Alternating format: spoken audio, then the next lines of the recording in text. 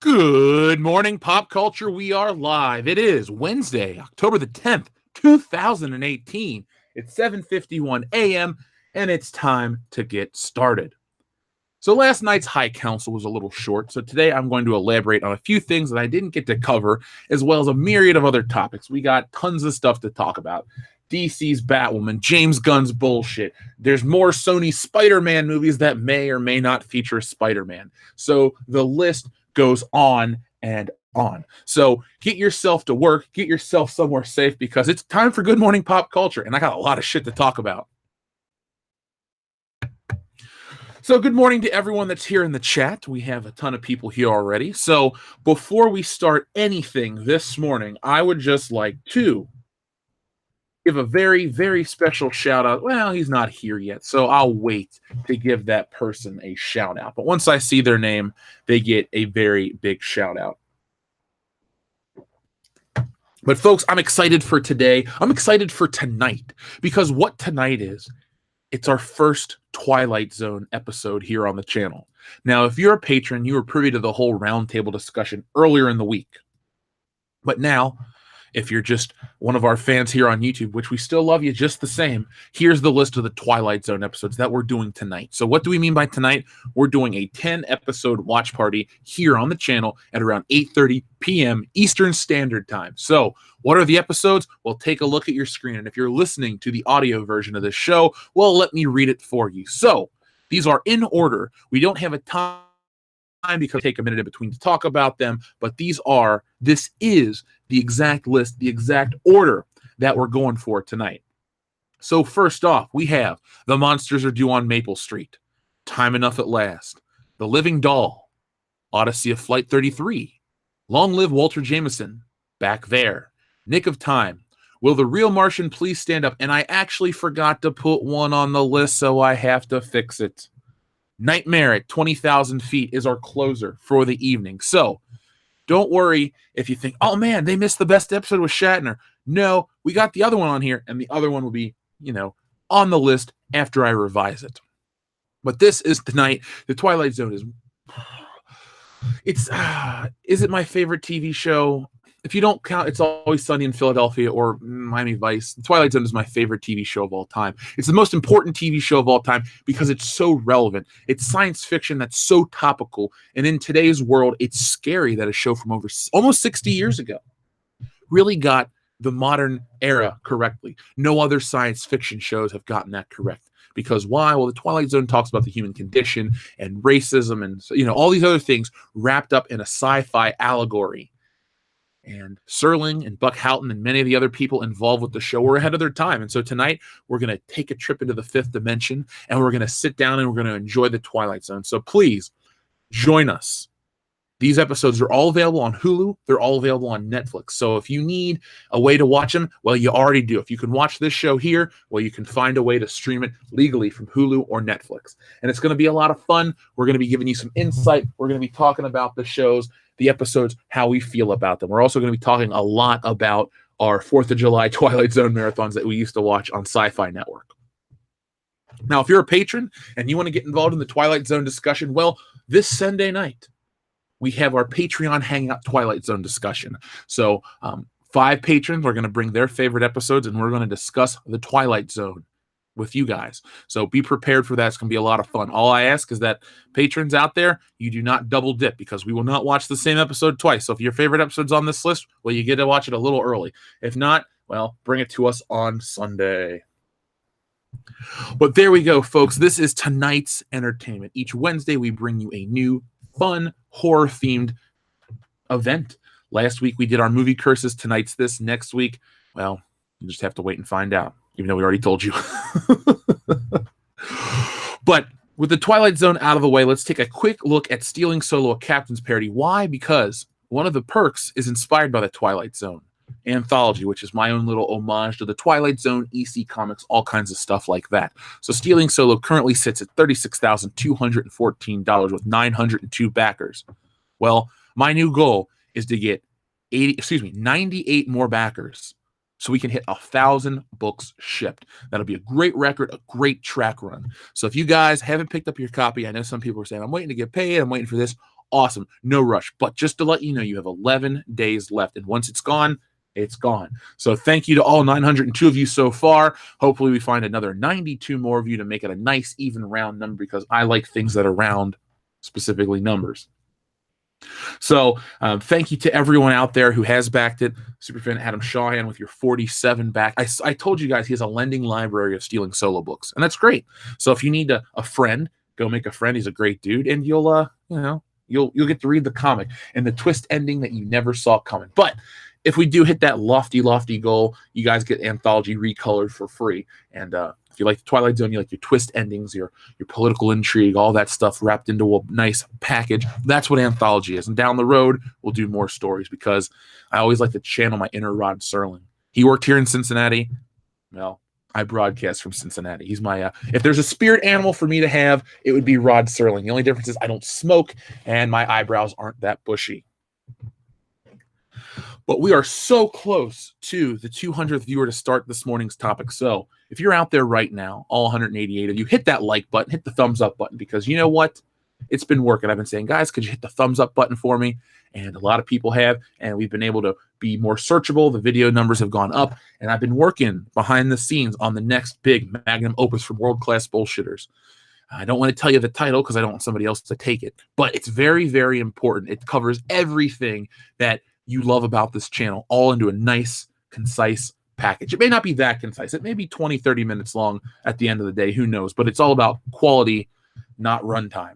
Sometimes it takes a while to get to the good shit. Look at Hot Fuzz. It takes a minute to get to the jokes. But, folks, we are at number 200 now. So let's get started with this morning's topic. So this morning's show is, I don't know how to say it kindly. It's kind of interesting to laugh at a failure in the making. You guys wouldn't consider me a cruel man, but you might after today, because we're going to be talking about James Gunn and his announcement as Suicide Squad Helmer? ? I don't know what the proper phrase would be to describe the mistake they've made over at Warner Brothers, but let's talk about it. So, first off, James Gunn has been announced that he's going to write Suicide Squad 2, possibly direct Suicide Squad 2. Now, on the channel, I'm not going to harp on the James Gunn tweets and all that stuff. That's stuff we covered months ago that really doesn't have much more of a life cycle. He got fired for what he said. It's over and it's done with. Your opinions, they're irrelevant. Those are the current situation. That is the current situation. We can't change anything. No matter how many people want to petition or put up billboards or any of this other stuff, James Gunn is no longer directing Guardians of the Galaxy 3. Yet, they're going to use a script for Part 3. But now, just when you thought Warner Brothers couldn't get any dumber, they go and announce that James Gunn is going to be involved with Suicide Squad 2. Now, if you listen to this show regularly, which you're supposed to, you'll notice that I've been a little kinder towards DC. I've been wanting DC to work. I've been wanting them to usurp Marvel for the #1 franchise in comic books, movies. It isn't going to happen, but I can dream, wish in one hand, shit in the other, and see which fills up quicker. Well, in the one hand full of shit, I have Suicide Squad, Batman versus Superman, most of Man of Steel, a good chunk of Justice League. So what does that chunk want, according to Eddie Murphy? Well, what this Jeff wants is for that hand to kind of, just dump out the shit and build up some new quality entertainment. Aquaman looks interesting enough. It could be amazing. I mean, I've been seeing the toys. I've been seeing the character designs. I'm interested. I'm intrigued. I'm not saying I'm sold. I'm not going to throw myself in and go, oh my God, Aquaman's so great. I love everything about Aquaman. Because I don't. At the end of the day, I grew up in an era where Aquaman was a little too try-hard in the 90s with the beard and the hook hand. Then he became a joke again. And now he's pretty badass in the comics, and I like Jason Momoa, so why not? But then we were going to move into Shazam and Wonder Woman 1984. 2 films, one I'm excited for, and one that I will watch openly because Wonder Woman 1 was pretty good, and I like to look at Gal Gadot. There we go. There's my obvious statement of the day. But now we know that Warner Brothers is not only moving forward with, in my opinion, what is the biggest failure they've ever put out in terms of DC films. And yes, I do mean over Catwoman and Supergirl and Batman and Robin. Suicide Squad. I find Suicide Squad to be the most offensive of all DC comic films. Why? Because of the amount of talent behind the camera and the massive failure of the end product. David Ayer directed Training Day and End of Watch. Fantastic movies. End of Watch, holy shit, was that good. You have Will Smith, one of the all-time greats. Maybe he's not the best actor, but he's entertaining. He was the king of the box office. He was the Fresh Prince of Bel-Air, which is one of my favorite shows of all time. Then you have other people. Margot Robbie's a pretty solid actress. I don't really know much about Joel Kinnaman outside of he's generic white guy next to Sam Worthington. And then you have Jared Leto, who before this film, I thought Jared Leto may have been an artsy weirdo, but he won an Oscar. He must have some talent. Then I watched this movie and fuck him. That portrayal of the Joker was garbage. It was below garbage. You know that watery shit that's underneath your trash that the trash man don't take out? That's Suicide Squad to me, and that's Joker's performance in that film. So you think, oh, instead of doubling down on the stupid shit, we're going to move towards the things people like. Nope, they're doubling down. So we got more and more Suicide Squad coming your way. Now, I know people are thinking, but Jeff, Guardians was amazing. Even you've been on record to say you like it. I do like Guardians of the Galaxy. 1 is a good movie, and 2 was really good. I think I was a little angry towards number 1 because of the fan reaction was, oh, Baby Groot, and they kept singing that stupid song, Hooked on a Feeling. It's like, that's how you showed your fandom. Oh, I'm a Marvel fan. This is how I virtue signal in 2014, Hooked on a Feeling. I hated the song before the movie came out, so maybe that's just a personal thing with me. But you'd think I'd be excited for this because I like the Guardians stuff, and if we're not talking about James Gunn's tweets, you'd think, oh, man, success is going to breed more success. Look at what he's playing with. Now, with the Guardians franchise, he was able to take it in a direction. It was fresh. It was new. General public did not know who Drax the Destroyer, Groot, Gamora, Peter Quill, a.k.a. Star-Lord, and Rocket Raccoon were. No, they were just, well, everybody knows Bradley Cooper. Some people know Batista. Chris Pratt's the fat guy from Parks and Rec, and Zoe Saldana was in a bunch of movies like Star Trek, Columbiana, and Pirates of the Caribbean. But now, all those characters have become a part of popular culture, thanks under the tutelage of James Gunn. So people might be of the mind, Jeff, they're going to do it again with the Suicide Squad. Remember, folks, a film franchise is only as good as the foundation it's built upon. I almost made that old parable, are you going to do build your house on the sand or on the rocks? Or, that old story. Well, if you build your house on the sand, eventually the tide will come in and just wash it away. Yet if you build it on the rocks, you got a strong foundation. All the Marvel films were built on the rocks. All the DC films were built on the sand because beachfront property looks more attractive, but then you get there, you realize there's higher premiums, you don't have a basement, all kinds of shit. So that is the situation we're in currently with this James Gunn thing. And now what I find most interesting is we have groups of people coming out of the woodwork to support James Gunn on this. So this was the first article I found, and I'm not going to read the entire thing to you because I'm not going to, but this is an opinion piece from Screen Rant by a man named Thomas Bacon. So, Thomas, while your last name sounds delicious, this may be the most bullshit article I've read in a while. Maybe. Controversial writer-director James Gunn is perfectly suited for Suicide Squad 2. In fact, far better fit for him than Guardians of the Galaxy ever was. Gunn certainly has formed transforming a band of misfits into superheroes family's team, and Suicide Squad 2 should give him an ideal opportunity to demonstrate his skills yet again. Although the story goes a little deeper than that. Gunn's career with Disney came to a shocking end back in July when some of his old social media posts went viral. Gunn has fancied himself as something of a provocateur prior to working for Disney, and these posts included off-key jokes on everything from rape to pedophilia. Disney responded by swiftly firing him from Guardians of the Galaxy Volume 3. Within a month, there were reports that Gunn had been approached by Disney's rival Warner Brothers, potentially with the option of producing a DC superhero movie. DC Films has expressed interest in Gunn before. Back in 2016, he admitted that he had the opportunity to make a DC film, but he turned it down. He reeled off a list of movie heroes he'd quietly enjoy tackling, ranging from Swamp Thing to Jonah Hex, to the Metal Men to Shazam. Now, though, there have been reports that Gunn is on board to write and possibly even direct Suicide Squad 2. Why is he perfect for it?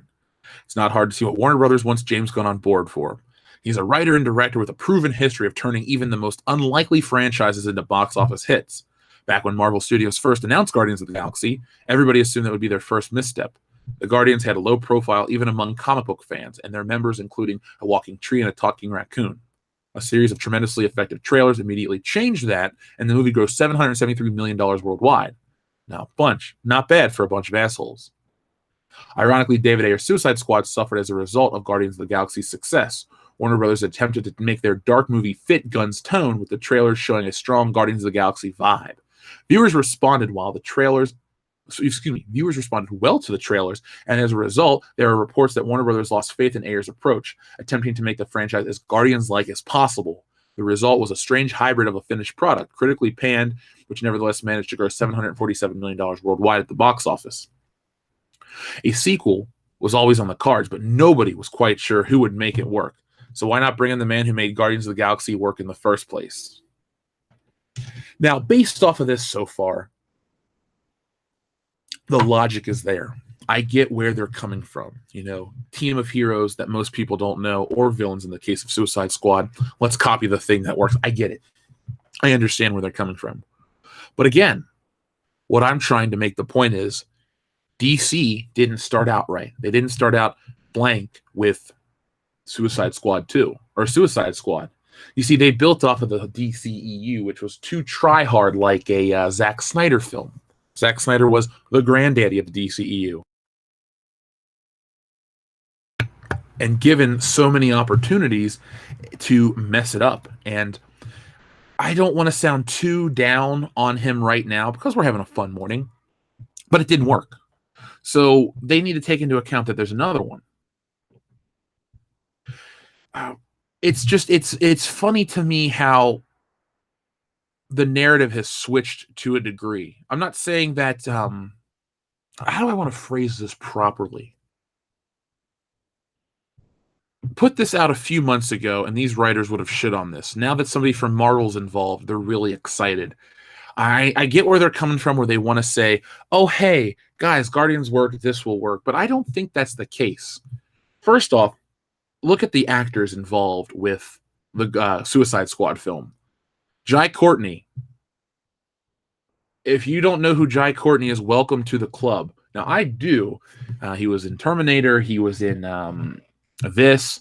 The funny part is he was one of the better parts of Suicide Squad. I really liked him in that movie. Overall, I think Jai Courtney is just a meh actor at best. Then you had Killer Croc, who was a damn racial stereotype. Rick Flag was a blank slate. Like I said, Harley Quinn, pretty good. And Will Smith's character, Deadshot, I almost called him Rimshot. This is not a drum set. He was okay. Guardians works because of the camaraderie among the actors, the I don't know, the repertoire they all have, the repartee, there we go. They get it. I didn't feel that with these actors, and I don't know if James Gunn's going to be able to, bring that out of these people that may not have it. Another thing, will the public accept this? This is based off DC stuff, not Marvel stuff. People like Marvel, they know it. They see that big red logo, they go, oh. It works with Deadpool, it works with Wolverine, it works with the X-Men. When they see that logo, they go, oh, and they get excited. With this, they see that DC logo, they're like, oh, ooh, Batman versus Superman, gross. All these characters, gross. I don't know why they think this is a good idea. Maybe they like losing money. I do not know. Maybe that is the case with Warner Brothers, but it's not just, this article that's talking about it. Now, our friend David Ayer has come out in support of James Gunn for Suicide Squad in terms of directing. I'm not going to all of a sudden change my stance on the Guardians films based on the tweets. I don't care to bring that up anymore. It's a topic that you can't really win at discussing. People get all fucking up in a huff no matter what you talk about, good or bad, vilify or vindicate. Nobody wins when you bring up this topic. So instead of doing that, I'll just say this. I liked what was there before, and I don't like what's there currently with Suicide Squad, and it doesn't excite me. It doesn't entice me. So David Ayer, you may have the best of intentions when you say, hey, James Gunn can direct this film. I personally go, maybe he can, but you fucked up the first one. The editing house fucked up the first one. Warner Brothers proper fucked it up. Excuse all the F-bombs, like I'm going to apologize. But anyway, we're in the bad situation that we're in due to many different factors. And James Gunn's not going to be just able to come in off the streets and go, hey guys, I fixed it. No, that's not going to be the case. I would actually laugh if Warner Brothers lost James Gunn. If Disney goes, yeah, this is kind of a risk. So they quietly allow him to write it, and then they bring him back for Guardians 3. I mean, that's a possibility. You never know what could happen. All you do know, the only thing that's guaranteed is that our friend Batista will follow his good buddy, James Gunn, everywhere. So, Batista, if you need a job and James Gunn's there, I'm sure you'll get hired somehow. That's all I can say. I'm sure you'll get hired somehow. Now, we had a super chat pop up. So, first off, thank you and good morning to our friend Alpha Terranima. I can say your name correctly. Sadly, Uncle Ethan cannot due to all the pie, but that's okay, Alpha Terranima. Alpha Terranima says, top 10 anime betrayals. Oh, sorry. I thought you meant like from Watch Mojo. I was like, I don't really know many. Did Frieza betray somebody? I don't get that reference, but now I get it. Haha. But thank you, Alpha Terranima. I appreciate that. Shout out to everyone that's here this early in the morning. That's all I can say, man. It's super early for a lot of people. We have nearly 400 people here, so let's get almost 400 thumbs up. Thank you very much. Wesley Smith, thank you very much for your super chat. I managed to back your comic just in time. Wesley Smith, thank you very much for backing it just in time. Now, folks, I will be promoting it more on Twitter and social media so people do not miss out, because it's at the end of, it's at the end of the campaign and you don't want to miss it. But thank you, Wesley Smith. And this James Gunn thing, it always seems to come up just when you think he's going to go away. You think you flushed him in terms of relevancy. Nope, he keeps popping back up. I think this will be, at least from my standpoint, this will be the most interesting DC film out of morbid curiosity. Not, I'm excited for what's coming next from DC. It's more of like, are they really, really going to try to pull this off, and will it work? I don't know. That's interesting to me, and maybe not the best of ways. But let's talk about something else that is possibly interesting to some of you. So while we're talking about DC movies, let's switch gears and talk about DC TV shows. Now, press 1 if you know who Ruby Rose is, and press 2 if you give a shit. But no matter what you press 1, 2, or press F to pay your respects for good entertainment. Let's take our first look at Ruby Rose as Batwoman in the Arrowverse crossover. So here we have her in the most expensive cosplay suit I have ever seen. So she looks like a mix between Batman Beyond and Batgirl from the 1966 Adam West television series. Also, she raided the wardrobe of Christian Bale for his Batman cowl. Now, all joking aside, for a TV show, it looks fine.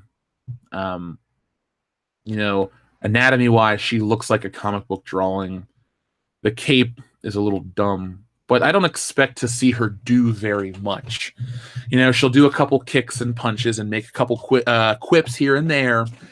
But with the TV budget, we won't see tons and tons of her, gliding off rooftops, riding on a motorcycle, doing all this crazy fun shit that a Bat family character should do. But I just wanted to take the time to look at this and acknowledge her. This isn't a show I'm going to watch. Why? Because I don't watch any of the DC Arrowverse shows.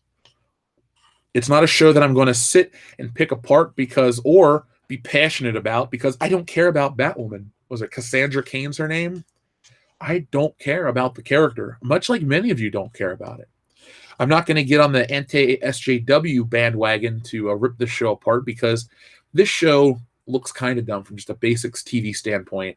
And we'll see where it goes. It's funny, they keep making all these shows, all these properties about the characters' worlds, but we don't even get the characters we want. Like, I'll tell you this right now. If we got a Batman show, a proper Batman show in the vein of Daredevil, my God, I couldn't watch it enough. I love Batman. he shouldn't be that expensive to do on TV. Yet we're stuck with Gotham and all this other dumb shit. I mean, I don't care about Fish Mooney, played by Jada Pinkett Smith, or that douchebag who plays the Joker, or that stupid kid who plays Catwoman or Bruce Wayne. I don't care about those things. I care about Batman. You know, it's Batman that's on my shelf. It's Batman that's on my Blu-ray box set that's coming thanks to our friend Steven. It's Batman that brought so many people into the world of comic books. And now I know they're trying to sell you more Batman by not giving you Batman. But I personally am just like, you take your Batgirl and just shove it up your ass. All up in your ass. I'm not interested. I know a lot of people in the chat right now aren't interested as well. You guys are probably just like,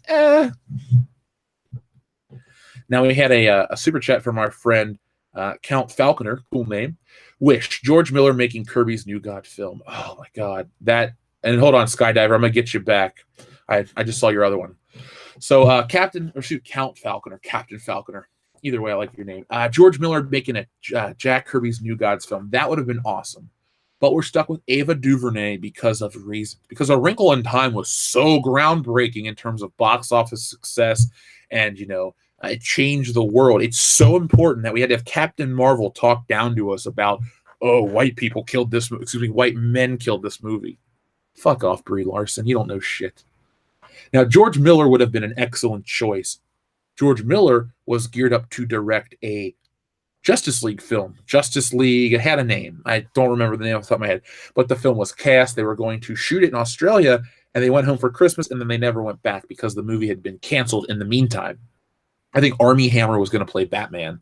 So it sounds really, really interesting. But it never came to be, and you can read some of the script stuff online. Maybe when there's the next DC film, I'll talk about DC films we never got to see or something. So when you're on your way to work, you can learn something. But yeah, man, George Miller really blew me out of the water with Mad Max Fury Road. The dude can do it. The dude can do action. And Apocalypse, I feel like he would do the best Apocalypse possible on film. So I'm with you there, Count Falconer. Big time. Skydiver 2027 sent in a $2 super chat with no message, so thank you very much. But then Skydiver 2027 also says, finger crossed for Jeremy. Let's hope he's making out okay. First off, Skydiver 2027, thank you very much. Let me shoot him a message real quick to see if he made it home. I'm pretty sure he's made it home and he's sleeping now. But I'll just say, I'll shoot him a tweet like, hey, man, did you make it home safely? That way, I'll know, and the notification may not wake him up. I don't really want to bother the dude because he's trying to sleep. I'll say, Jer Bear, you make it home? Okay. Boom. Question asked over Twitter. Skydiver, thank you so much for your support of the High Council. And, people are caring about people's well-being. It's nice to have someone out there that says, I hope so-and-so's okay, instead of, I hope you die of ball cancer because you don't like The Last Jedi. That's what we deal with on a normal daily basis. But hey, we appreciate you. So I'm not seeing a lot of love for this image of Batgirl, and that's fine. But I also saw somebody surprised that, Teen Titans or Titans is getting a second season. Is it more of that doubling down? Is it more of saying, I think it's doubling down and not from a political standpoint. For me, when I see this Titans getting renewed for a second season thing, it's Warner Brothers' way of saying, hey, this is a good show that we believe in. You should believe in it. It's so good. We're giving a second season before any of you watch it. Wow. Remember, though, folks, all these Marvel movies, Sony Marvel movies that were greenlit and confirmed and announced before The Amazing Spider-Man 2 shit the bed. I'm just saying. We live in a world where they're like, hey, guys, this second season's coming, this movie's coming, this is coming, and it never arrives, man. The chicks never came, man. The chicks never came. 007 Cloud, thank you very much for your super chat. Was Penguin gay for Riddler in the comics? Not that I know of. I've read a lot of Batman books, and Penguin was not gay. Ever. Even if there was a fire.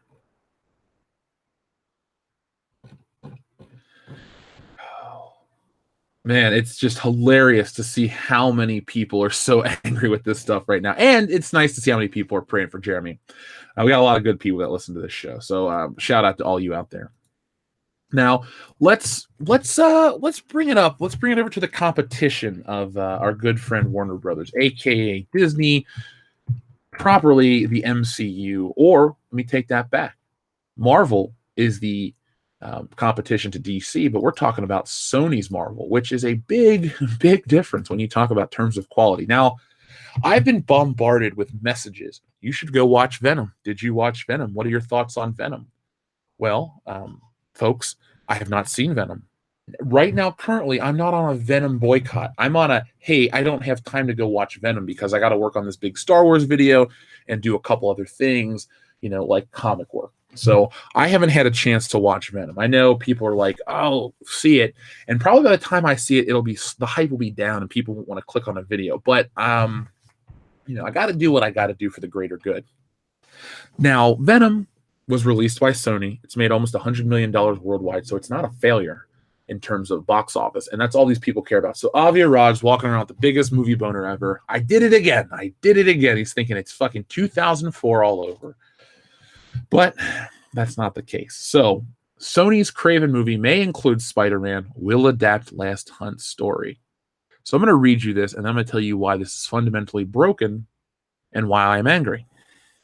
Richard Wank, writer of Sony's Craven the Hunter movie, has revealed he's currently working on a script, and that film could feature Spider-Man. It seems Sony intended to draw upon Craven's famous Last Hunt comic book arc. Venom was something of a gamble for Sony Pictures.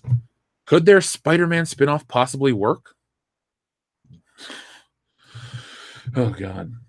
Although critics haven't been kind to the film's box office performance, it has been better than anticipated. It shattered October box office records, grossing $80 million domestically and a staggering $205 million worldwide, in its opening weekend. So it hardly is a surprise that Sony is now pushing full steam ahead with further spin-offs. The Discussing Film podcast posted an interview with Wank, who dropped what may be something of a bombshell for Marvel fans. Wank has revealed that he's playing around with the concept of Craven's Last Hunt, and he's currently envisioning a story in which Craven comes face to face with Spider-Man. And it's an interesting world, a great character. It's the Spider-Man universe. I'm going to adhere very closely to the lore of Craven the Hunter, and he's going to come face to face with Spider-Man. I think what we're all circling here is Craven's Last Hunt, and whether this is the precursor to that movie, whether it will include it, we're talking about those things. And the idea that maybe Craven could be like Kill Bill, basically a 2-part film. It's all in the mix. This part is pretty remarkable for a statement, as it suggests Spider-Man could be considered part of Sony's Spider-Man universe. It's important to stress that Wank is pretty early in the writing process. He's at the stage where he puts it, you just kind of throw everything at the wall and see what sticks. And yet, not only does Wank explain that he's been enjoying the collaborative relationship with other Sony and Marvel figures, but he also sounds very confident indeed when describing the plan to have Craven face off with Spider-Man. Even his reference to Craven's Last Hunt should be seen in that light. That arc focused on the relationship between Craven and Spider-Man, and on Craven's desire to prove himself to the wall crawler's equal before he passes away. It's very hard indeed to imagine a version of Craven's Last Hunt without Spider-Man in it. It's impossible to imagine Craven's Last Hunt without Spider-Man in it. Craven's Last Hunt is my favorite Spider-Man story, hands down. You've heard me talk about it before. And the reason I brought this up is the sheer stupidity that they could possibly make Craven movies without Spider-Man. Okay, so Craven the Hunter does not have the same curb appeal that Venom does. Venom, not my favorite villain from Spider-Man, but definitely has the broadest appeal, the most popularity. Venom, Dr. Octopus, the Green Goblin, maybe Sandman or Electro or somebody that's been in a movie already. But Craven the Last Hunter is a hard sell. He came out during the Steve Ditko run, maybe it was Spider-Man number 14, something like that. And he was kind of a weird villain, but I like him. And then he kind of went away for a long time. I don't think he did too much in the 70s and 80s. But Craven's Last Hunt's from 1988, I believe. And the story involves Spider-Man, who is wearing the black costume. He gets captured by Craven the Hunter, who considers him his greatest game. He's shot, he's buried, and Craven assumes the mantle of Spider-Man and goes out and becomes the Spider. And then once Craven has completed his task, he realizes there's nothing left to do in life, so he kills himself. Spider-Man digs himself out of the grave, fights Vermin, and returns home to Mary Jane. Now, let's break down the possibility that there's no Spider-Man in this movie. You hear that silence? That's the movie without Spider-Man. There's no story to tell without Spider-Man in Craven's Last Hunt. I mean, let's be honest for a moment. What can they do that I would buy? Even if I wasn't a Spider-Man fan, as a film fan that knows this is supposed to be Spider-Man, well, how am I supposed to buy this? Well, Kraven the Hunter needs to be fighting Spider-Man more than once. This is a storyline that built upon itself. Oh man, his greatest hunt that he can never win finally vanquished. What else is there to do? Nothing. If you introduce the guy in the beginning of the movie, and by the end you consider Spider-Man his greatest hunt, and then he kills himself, there's nothing to the movie. You can't tell Kraven's Last Hunt is the beginning of a film. You have to introduce Kraven and Spider-Man and know about the history that they have. You can't just talk about it on the radio or have J. Jonah Jameson go, remember the time he fought that guy in the leopard pants? No, you can't do that kind of shit, Sony. This is Avi Arad and everyone involved in the producers area fucking up already. Here's the thing about these producers. They read the big storylines, they throw out the names that the fans like, and then the fans get all wet with anticipation. Oh my God, Kraven's Last Hunt, that's the best Spider-Man story, best Spider-Man movie. No. Guys, you need to build to this stuff. Had Spider-Man 3 not shit the bed, imagine the big build to Peter and Harry in Spider-Man 3. They tried to do it, they watered it down, they added Venom, and look what happened. That was a recipe for failure. Sometimes a good build is just important as anything else in the story. Kraven's Last Hunt requires that build. You can't get away with a Kraven story. Like I said, he doesn't have the name value, and you need Spider-Man. You also need Spider-Man to embarrass him and have a reason why Kraven wants to achieve that goal. He has to get so close. You have to build up Kraven as, I've achieved every other hunt, and you have to show that. And then Spider-Man beats him, and then Kraven has to go back multiple times because he's the kind of guy whose pride wouldn't let himself fail. He'll keep going back until he succeeds. I don't think one or two, another attempt would actually equal a good story. Do you? I mean, if I'm wrong, I will take back my statement. Actually, no, I won't. Who the fuck am I? Who have I become? If I'm wrong, I'll admit that I was wrong and it was a good movie. But I will not accept this movie without Spider-Man. The biggest part. It's a Spider-Man universe. You can't do it. It's like, hey guys, let's make what's a good example from something on my shelf? They already tried it. It was called Man of Steel. They tried to make a Superman movie without Superman in it, and look where we got. It wasn't pretty. We had quite a few super chats rolling, it looked like. So let me get to these, folks. Vladimir logging off. To ensure success of Batgirl TV series, Warner Brothers just needs to make it into a porn parody. Well, Vladimir, I think our adult listeners would definitely watch that. But even if it's not a porn parody, it looks like Batgirl is setting itself up to be a parody of what it's supposed to be, good entertainment. But the ball is in their court. They can do whatever they want to do. They own everything. And I think they're fucking up. That's all I can say is I think they're fucking up. Let's see who else we had. We had our friend Alec Munoz. Alec Munoz said, so we now will have the MCU Spidey and a Sony one? Question mark. There is one way, and I mean one way, that I will take back every negative thing I've ever said about this Sony MC universe. They bring back Tobey Maguire, and it's all a continuation of Spider-Man 3. Boom, I fucking said it. I said it on the air. You give me Tobey Maguire and Sam Raimi, even just in a executive producer, his name's just in the movie somewhere. He didn't have to do anything. He just had to know it existed like I do. His name's in it. Good enough for me. I will fanboy out for that. But, that's not going to happen because they would kowtow to the internet. But Andrew Garfield was more accurate. He was a douchebag. No, thank you.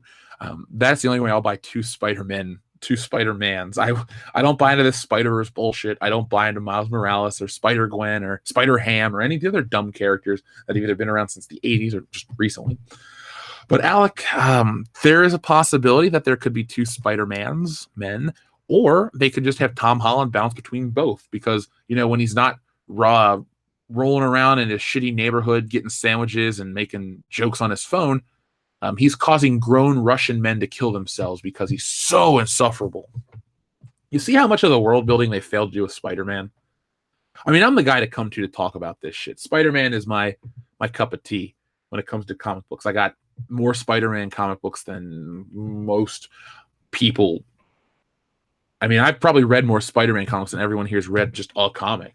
So I do care about the character, but I just don't see the I don't see this working. 007 Cloud, thank you very much. If you think Sony is stupid enough to make Kraven's Last Hunt as a solo Kraven movie, the Venom movie proves otherwise. Well, maybe I will be the wrong one in this situation, but I don't see that coming. There is a cult around Venom. Venom has a lot of fans. I don't want to come off as saying, well, people that like Venom are dumb, because that's not the case. People like different things, but I didn't buy into the whole 90s mullet, raged out, roided out, bad storytelling, but cool, crazy artwork comics of the 90s. A lot of people did, and those are the people that went to see Venom.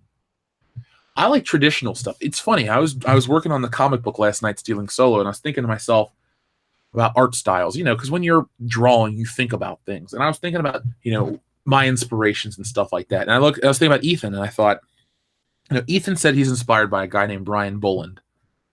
And when I look at Ethan's art, I can definitely see that. I see Brian Boland's artwork in Ethan's.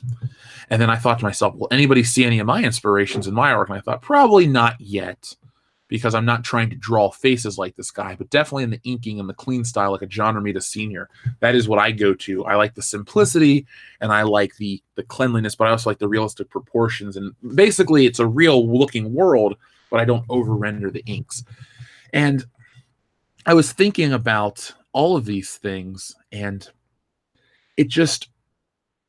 it really made me realize why I'm not excited for Venom, because Venom represents the rock star mentality of comic books, which I do enjoy and respect. Like I constantly go on about Todd McFarlane and how great I think he is as a businessman, as a person, all these other things. But those reasons are why I'm not rushing out to Venom. I like the classic stuff.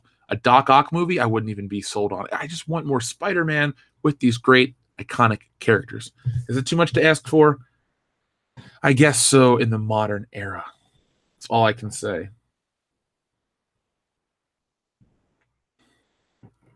People were talking about these other villains. My pizza was great yesterday. I hate to say it, I kind of want to get another one.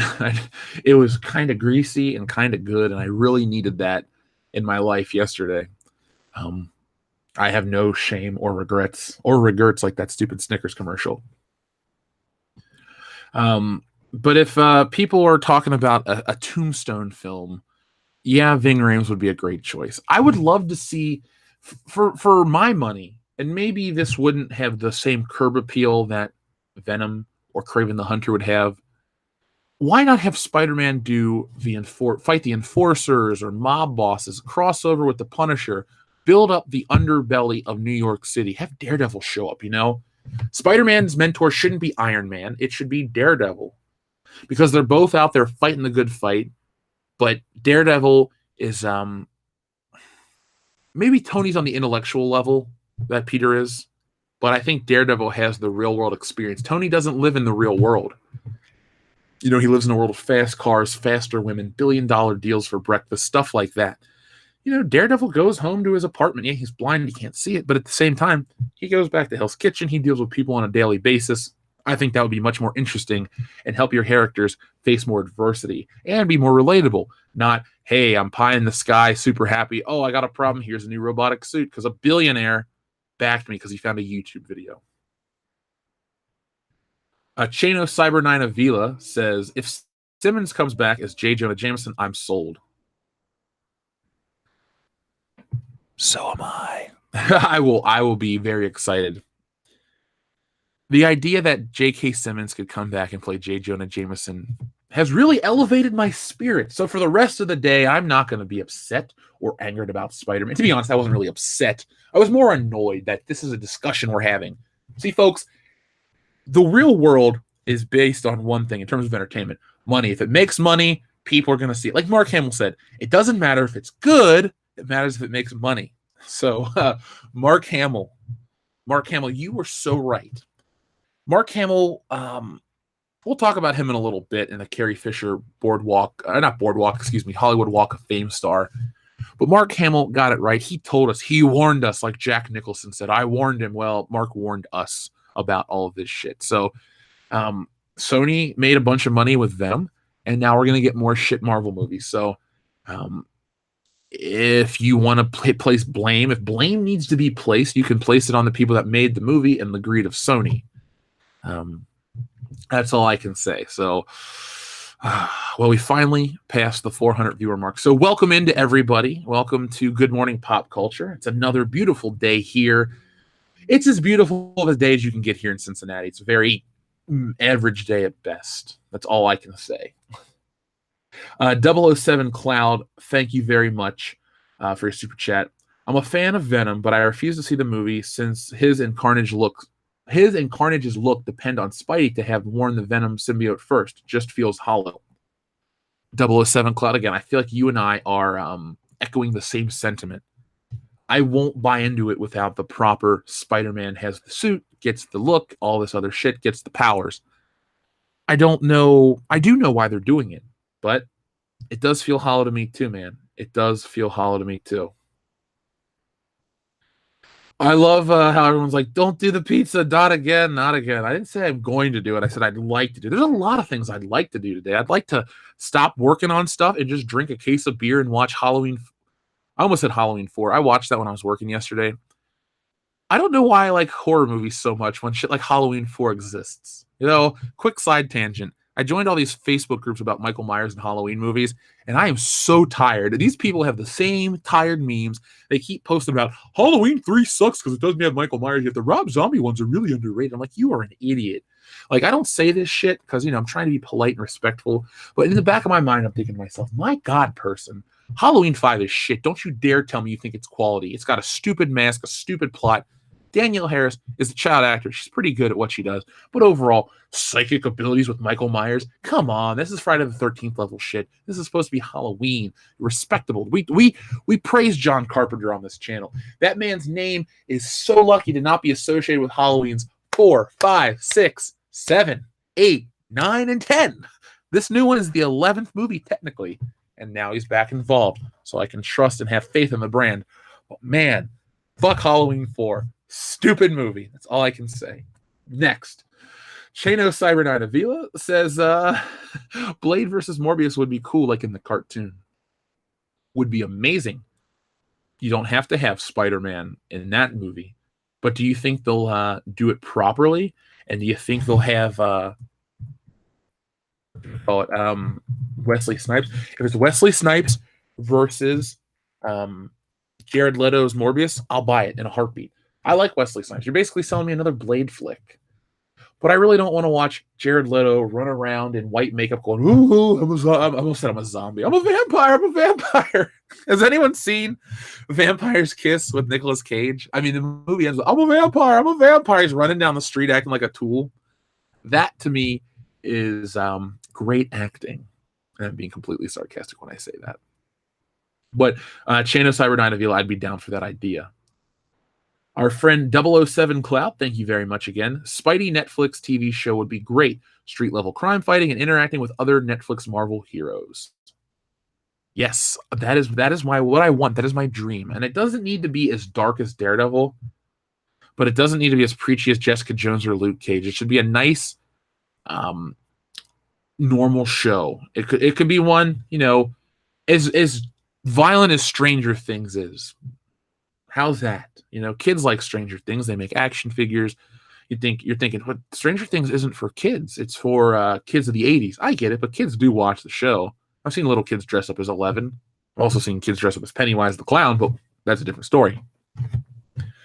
But the thing about Spider-Man is the shit he fought in the early years of his crime fighting wasn't necessarily the big worldwide threats. I'm trying to think, what's the first big threat he faced? So issue 1, he fought the Chameleon and he met the Fantastic Four. So, I mean, the Chameleon was trying to steal some Russian shit, so I guess that's worldwide. Number 2, he fights the Vulture and the Terrible Tinker. Number 3, he meets Doc Ock. Number 4, he meets Sandman. My point is, it's not for years until Spider-Man fights this world-threatening shit. Let's go back to that. Let's go back to that. Let's just get back to a small level, small action is his reward shit, taking photos for the Bugle, trying to do shit, make money, keep a secret identity, have a girlfriend, do all these things. Be us with superpowers. I too trust my barber. Spider-Man 4 PS4 has tons of Daredevil. I didn't know that. Spoiler. That's okay. I wasn't going to buy the game anytime soon anyway. Yeah, I knew that Halloween was supposed to be an anthology series, and I like that idea. I'm waiting for my Halloween 3 Blu-ray to show up to my house. I did pull the trigger on the nice Scream Factory edition, and, yeah, that's my thing. Sorry, Ethan Van Skyver sent me a message. He's like, oh my God, where are you, pal? So Jeremy hasn't responded to us, but it's only been about 20 minutes. I'm guessing he's asleep. He's not the kind of guy to put himself in too much danger. He's a guy that wants to be with his family, but at the same time, I'm sure if he's like about to pass out, he will slow down and relax. So as soon as I get an update, I'll let you guys know. You don't have to rely on Brian Lape's channel to get your updates from Jeremy. Sorry, Lape, your anus. Oh, he's not in the game. Shit. Now I feel like the spoiler is a letdown that's not really a spoiler. Making the boo-boo face right now. Man, this show's going by way quicker than I thought. We're already about an hour in. I guess emotionally, I'm really pumped for the Twilight Zone tonight. Like, I just wish I could turn off the lights and start the show right now. But Kendo and Nick aren't available, and it's a group effort, so we'll have to wait until then. But just be prepared. It's going to be a lot of fun. I can't stress enough how much fun we'll have tonight with that. It's one of my favorite shows. If you're over on Patreon, you already heard the Twilight Zone roundtable discussion, and you heard us wax philosophical about it there. And it's exciting. By the way, quick side note for the channel. I did go try to get a P.O. box, and they would not let me get a P.O. box. So the reason why, I didn't have a second form of ID on me. So I have to look for a second form of ID, non-photo ID, of course, and no, Social Security cards don't work. And once I do, then I can get the P.O. box. So no, I didn't back out on you guys. I just tried to go, and it didn't let me. They didn't let me. The man at the post office is keeping me down. Yes. Yes to pineapple on my pizza. Passport doesn't work. Passport is a photo ID. It's as valid as a license, but it has to be one photo, one non. And I don't have a mortgage, so it requests stupid stuff like that. But don't worry. I will go the distance for you fine people, and then we will have our P.O. box as a community. The People's P.O. box. The People's P.O. Quick side note, Rambo 5 has officially titled itself Last Blood. So I talked about that yesterday. I'm not going to go back into Rambo because Rambo seems to be more of a niche thing to talk about later at night because that portion of the audience may be listening. So if you're a Rambo fan, more power to you. You got good taste. But Rambo Last Blood is the official title of the film. And me, I'll be there opening night. Gotta love Rambo. Let's see. Utilities bill, Jeff. Again, my name's not on the utilities bill, so just putting it out there. Post office is racist. I don't think it's racist. I just, it didn't work. Okay, Jeremy's fine. He sent his message back, so you don't have to worry about Jeremy anymore. He's home safe. I got confirmation. Ethan's got confirmation. That's what matters. He's alive and kicking.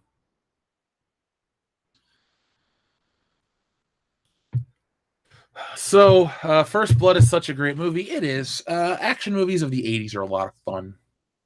Let's talk about something that's not a lot of fun. Disney Star Wars. So this could be fun. This could be stupid. Who knows? It has the words Disney and Star Wars in the title. And you guys might go, what the fuck, Jeff? Or you might go, man, that was awesome. But the 15 most bizarre rules Disney has for the Star Wars universe. This comes from CBR, the butthole of the internet. And look at this image right here. This is confirmed from StarMakingWars.net. The wards themselves. went into outer space to take this picture with a telephoto lens of the next Star Wars movie. So 1 Death Star wasn't enough. 2 wasn't enough. Starkiller Base wasn't enough. Here we are, all together now. That's everything plus infinity. So that's the final shot of the new Star Wars flick. I hope you guys aren't too spoiled. The Millennium Falcon brought its round dish back. The classic X-Wings are back. And now there's an even bigger Death Star with ears. So let's look at these stupid rules. First off, only certain theaters can show Star Wars films. If you live out in the middle of nowhere, like a certain daydreaming moisture farmer, you probably won't be getting to see the latest Star Wars movies anytime soon. Why? Because Disney only lets select theaters show you Star Wars releases. What goes into the final decision? Well, beginning with the final trilogy installment of the Star Wars episodes, Episode 7, The Force Awakens, all theaters that screened a Star Wars release had to do so in their biggest auditoriums. Makes sense. Now, however, following The Last Jedi, only theaters with giant auditoriums need apply because the House of Mouse is only letting Star Wars films be seen in the grandest manner possible. It's funny, Disney. No matter how big you show the film, you could show the movie on the fucking moon for the whole world to watch. It's still a piece of shit. They take 65% of ticket revenue. It's becoming common practice for big movie studios to take a majority of the revenue for their opening releases within the first 4 weeks of their run. After that, the percentage of the theaters themselves receive gradually increases. That's one of the reasons why your popcorn and soda and candy are so expensive. It's how theaters make their money. Starting with The Last Jedi, Disney jumped from claiming 60% of revenue of the Star Wars releases to 65%. This can only go into effect if the film grosses over $500 million, which is all but guaranteed with Star Wars movies. Not anymore. It's the new standard with any future films in that franchise. And I'm sorry, that's why I kept scrolling up to make sure this was a current thing. I was like, is this current? Yep, it came out this week.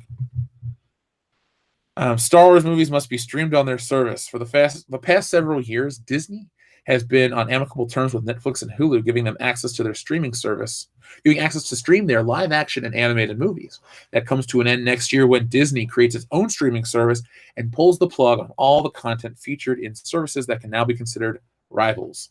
This means that all the Star Wars titles like Rogue One, A Star Wars Story, and The Last Jedi will leave Netflix, thankfully, and only be available on Disney's streaming service. That goes for Marvel titles too.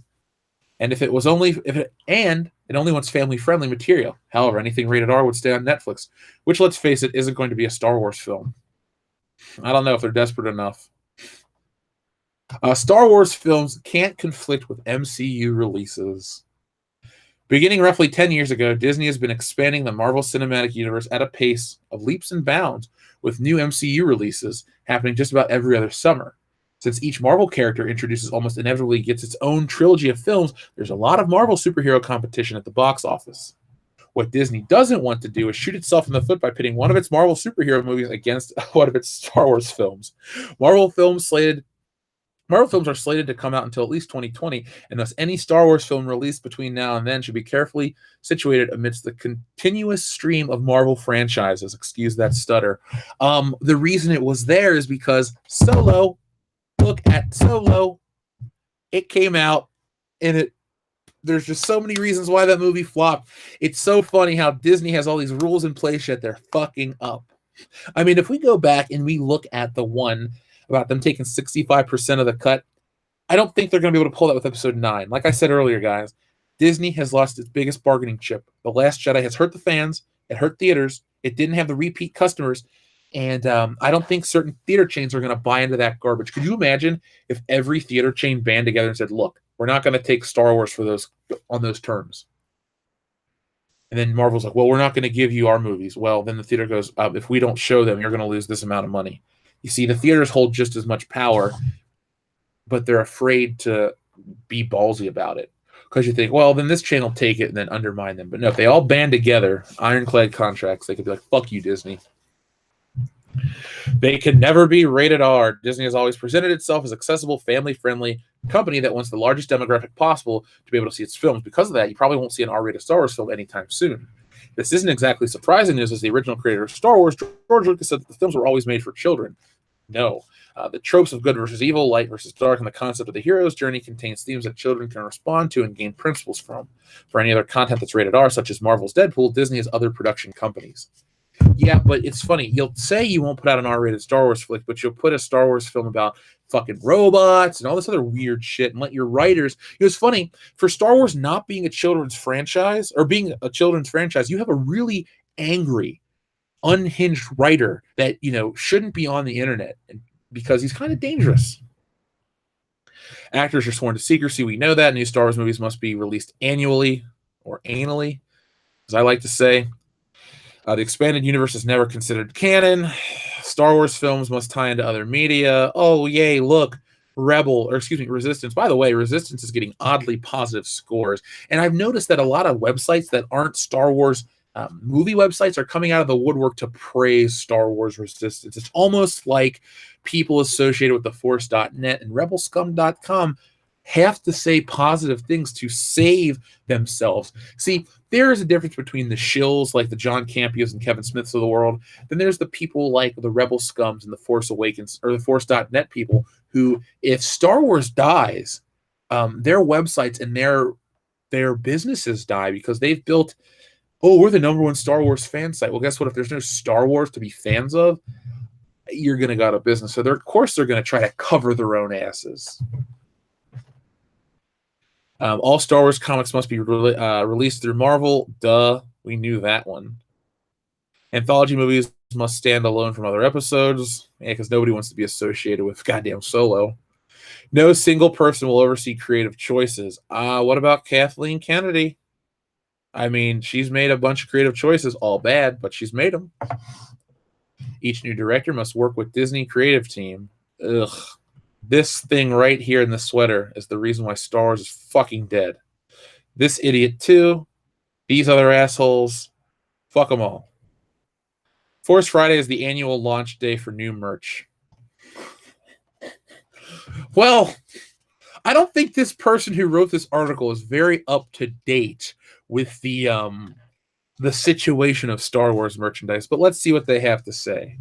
Several years ago, Disney decided to launch Force Friday, a special merchandising event just for Star Wars paraphernalia. Like Black Friday, the annual shopping extravaganza happens the day after Thanksgiving. It began on September 4th to coincide with the release of The Force Awakens. It is now the only time of year when new Star Wars merchandise is debuted. Not true. The new shit just came out. I mean, what about Solo? The movie came out in May. The shit came out in April. Again, this article is kind of full of shit. Force Friday event was held for Rogue One, a Star Wars story, as well as The Last Jedi. Everything from the latest action figures to the newest novels, visual dictionaries, premieres on Force Friday. Retailers across the country hold specialized contests and activities to have special hours and give away specialized prizes to fans that attend their events. Yeah, no. Number 1, current projects must be incorporated into Galaxy's Edge. So, set to open in 2019, Galaxy's Edge is the name of the Star Wars theme park that will open in Disneyland, Disney World, and other Disney global resorts. It will be set on an entirely new planet in the Star Wars universe, but all current Star Wars projects will tie into it in some way. Visitors will be able to walk aboard a life-size Millennium Falcon, visit a real space cantina, and ride on several new attractions. Find it funny, too, that they announced, we'll sell beer at the cantina. So it's kind of like you need adults to go to your Star Wars park for it to make money, but you don't want adults to, chime in about Star Wars. It's all a big, confusing mess, and I don't like any of it. So let's see where we are in terms of the super chat, folks. I don't want you guys to think I forgot about you. So first off, Dregs says, I will save the superhero genre with my novels. So please, Dregs, save us all and don't say no. And folks, speaking of novels, quick shout out to our sponsor, T. Alan Diaz's Lunatic City series. Take a walk on the dark side of a moon with the first installment of this gritty sci-fi noir for just 99 cents. The link is in the description below. And if you're listening on the podcast app, go to Amazon, type in T. Alan Diaz. You'll find it, Lunatic Series, #1 search. And if you're also on the streaming and you don't have access to the links, just go to Indiegogo.com, type in Stealing Solo, and you'll find it. You got 11 days left.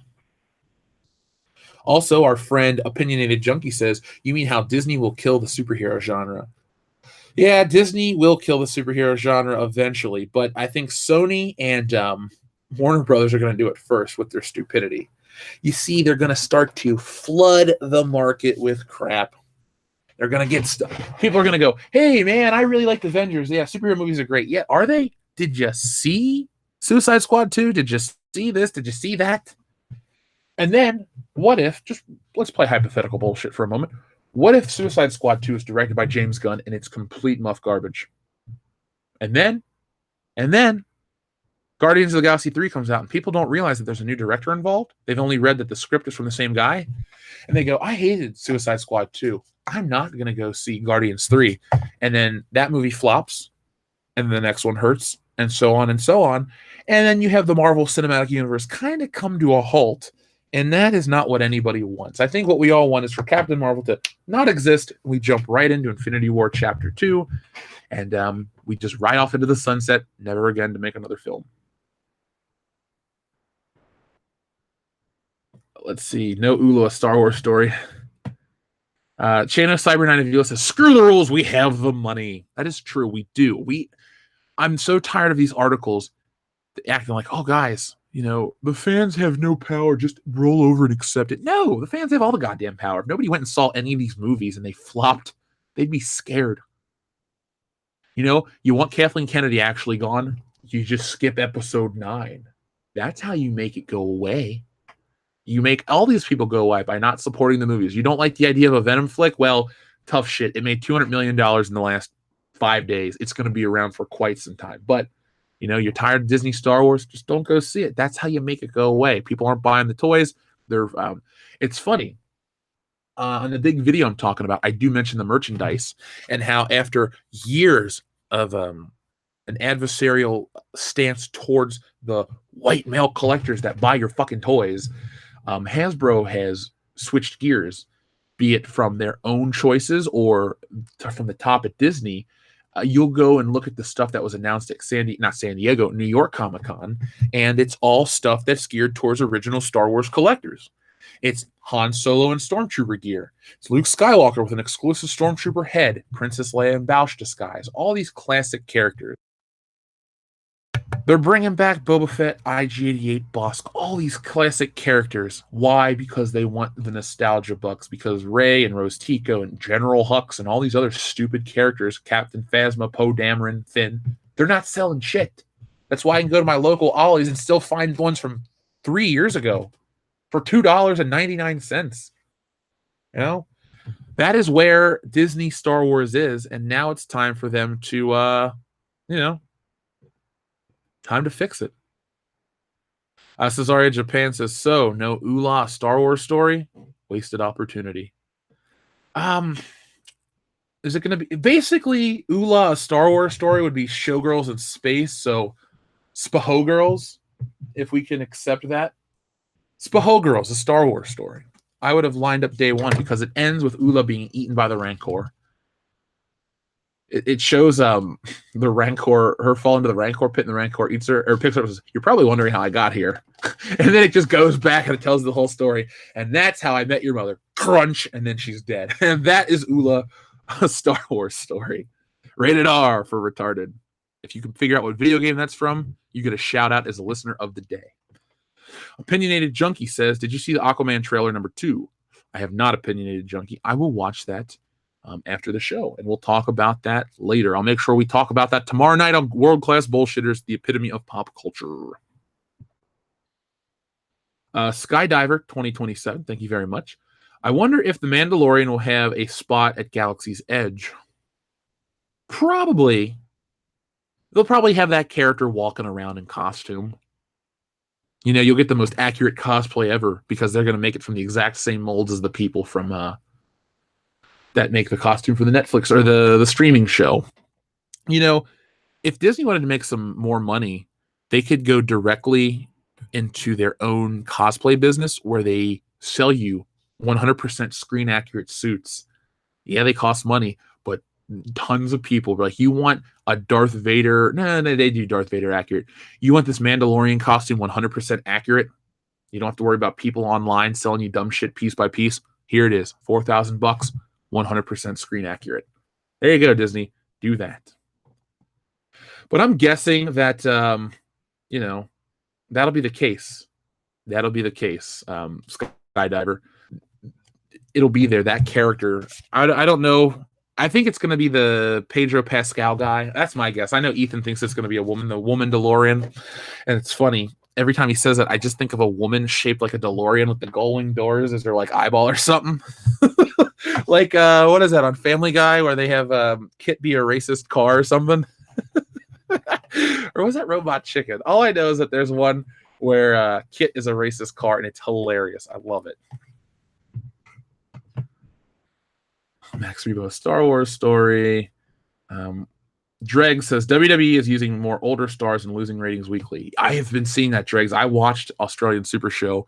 Forgettable at best. I also did have 12 strong beers, so I don't really care too much. But yeah, Shawn Michaels and Triple H and Undertaker and Kane, they look like shit. Let them go. Bring back The Rock because I'm biased. But other than that, I'm with you, man. The ratings are dropping, and that's why when you push the Bella Twins, you get shit stories. Let's see. I think somebody figured it out, my reference here. Let's see. Who was the first person to get it? Ivan Nieves, longtime listener of the show, figured it out. Vice City Radio. So it is a commercial for Knife After Dark, rated R for retarded. That is what that is from. So Ivan Nieves, you are the listener of the day. Congratulations, my friend. Thank you for all you've done for the channel. And thank you for having good taste. And I think he's the only person that got it. Nope. 007 Cloud got it, but Ivan Nieves won. Chano Cyberdyne Phyllis says the Aquaman trailer looks like a Purell commercial, like the hand sanitizer. Okay, now I kind of got to see this. Hold on. No, I'll watch it later. I can't do a live let's watch. It'll be too long for me to watch on air and have you guys wait in silence. Oh my God, look at this. That didn't work out too well with the Captain Marvel video.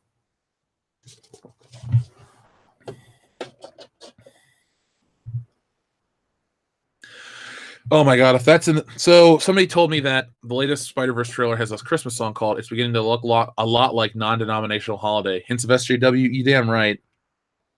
I celebrate Christmas. Lots of people celebrate Christmas. It's cool to call it Christmas when everybody gets the day off. So let's stop with this whole thing. It's not even a religious thing that I'm coming from. It's just Christmas is cool, man. Like, how can you hate Christmas? I mean, if you're Jewish or you celebrate another holiday around that time of year, I get it. But if you're just trying to be snarky and funny, fuck you. Seriously, that's all I can say. I know that sounds really, really harsh, but I don't give a shit. I'm so tired. I don't care. Oh, Christmas triggers me. Tough shit. Be triggered. I don't care. Your existence triggers me. See how stupid that sounds? Exactly. Ugh. Yeah, I'm not exactly pumped about that. That's why on Christmas, I'm going to watch Christmas Vacation, A Christmas Story, and Die Hard constantly. Maybe we'll even throw in Christmas, not Christmas with the Cranks, but maybe Black Christmas. So, that's what we'll go for. That's what we'll go for here, personally. And we'll even do a Christmas stream. You're excited for the Halloween stream that we're doing soon. Imagine the Christmas stream. Probably won't be on Christmas Day. It won't be on Christmas Day, but it'll be fun.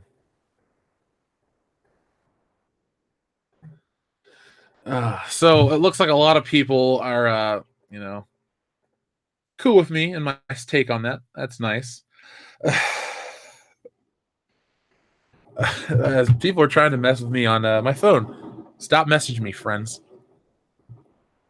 Die Hard. Oh, Home Alone. That's a good choice too. So I don't know how many out there. Has anyone here missed our Halloween list? Let me just show you guys, because that's our next holiday, and I don't want anyone to, show up on Halloween and go, "Hey, I missed your stream because I didn't know the movies." Well, you know what? You can't make excuses anymore. I'm going to give you guys the list one more time. No Daft Punk references, obviously. And we're going to take a look at this together. So just real quick, this isn't the direction of the show. Don't worry. Don't leave. We have one more thing to cover. But this is our Halloween schedule. So if you're curious, get yourself a copy of Cabin Fever, Killer Clowns from Outer Space, Ernest Scared Stupid, Sorority House Massacre 2, Creepshow, Zombieland, Halloween 1978, and Maximum Overdrive. Strict 10 a.m. start time. All other film times are tentative. And we had a super chat from our friend Dregs. WWE is paying seat fillers because of the ratings. Yeah, Dregs, there's that one long-haired guy with his mom that shows up to every show. I mean, that should be my job because well, no, it shouldn't be. I have you guys to deal with. I have much more fun entertaining you than watching wrestling. I went to Raw with Dan, and it was terrible. Yeah, we had amazing seats, and I was on TV the entire show, but overall, it just sucked. Mandalorians have been dragged so far through the mud after Clone Wars and Rebels. Any showcases of them in a movie or TV show is going to be garbage. Yeah, I guess they're banking on the fact that people don't watch those shows or they think they're for kids, much like Star Wars Resistance. Um, I hate how John Cena did better in his match against The Rock than he did against other lesser wrestlers. The Rock should have dominated much more during the matches. Well, Pete, at least The Rock won. If you go back and you watch that match from WrestleMania 28, after he hugs Mike Chioda, they zoom into the crowd. The first person they show is me. So if you ever want to see what I look like, there you go. I'm on WrestleMania 28, 23. Many WrestleManias you can find me if you look hard enough.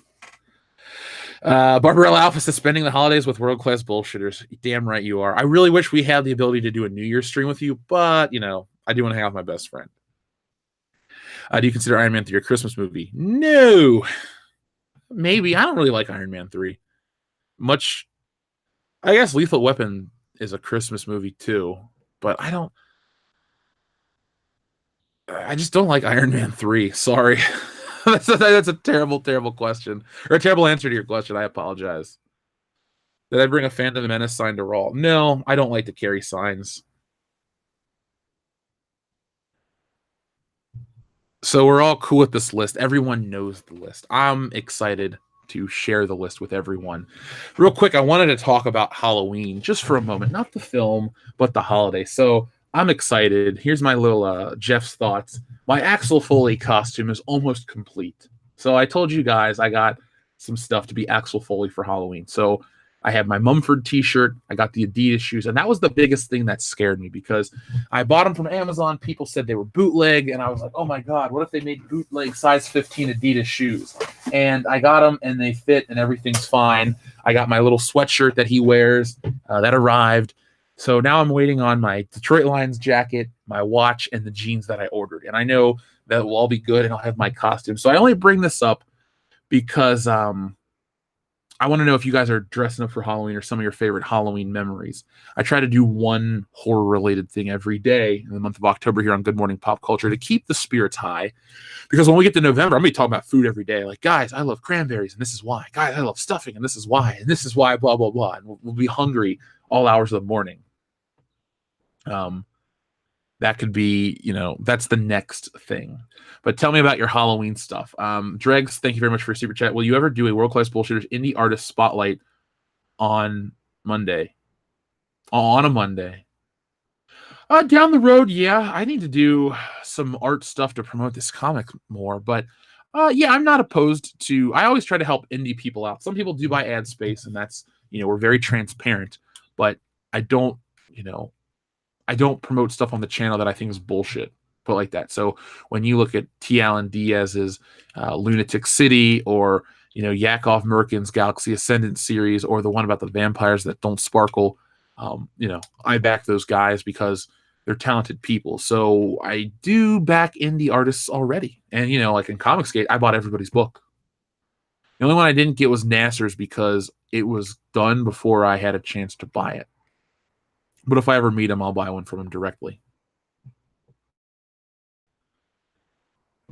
Let's see. All out of bubblegum. Welcome back. Star Wars should be treated like a zombie in Zombieland. Always double tap to the head.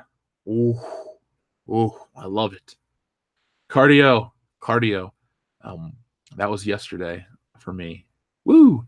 Yeah, I know. How exciting can you make a 17-mile bike ride sound? You can't, but you watch Beverly Hills Cop and you realize that life is pretty good. So that's how you make it through. But man, I'm pumped for Zombieland. That was one of the ones that actually wasn't originally on the list. It was supposed to be Cat's Eye, but I thought 2 anthology films back to back, plus the tone is too serious. We wanted something more fun, so that's why we threw in Zombieland. Is Cabin Fever the flesh-eating one? Cabin Fever is the one where Sean from Boy Meets World and a couple other people go, and the Yellow Power Ranger, they go out to the woods and there's contaminated water. It's gory, it's bloody, it's fun, it's funny. Pancakes! Best part of that goddamn movie. What is Sorority Massacre 2? That is a Nick choice because he knows the director. So that'll be one where Nick has a lot to say. I've never seen it. I've seen everything on this list except Sorority House Massacre 2. I stand by Killer Clowns from Outer Space as having the second best horror theme song ever next to the Halloween theme. Yeah, they are spookier. Yeah, they're more iconic. But listen to the lyrics to Killer Clowns from Outer Space, and you'll know why Jeff likes it so much. If I'm going to be Axel Foley, I need to hire Dirk Nowitzki to be my Billy Rosewood. Maybe. I'll make a call. I do know a guy that plays for the Vikings, even though that's football and not basketball. So maybe I'll just I'll throw in, hey, I went to high school with you. Get me this phone number to some person you don't even know, but you're famous, so fuck it.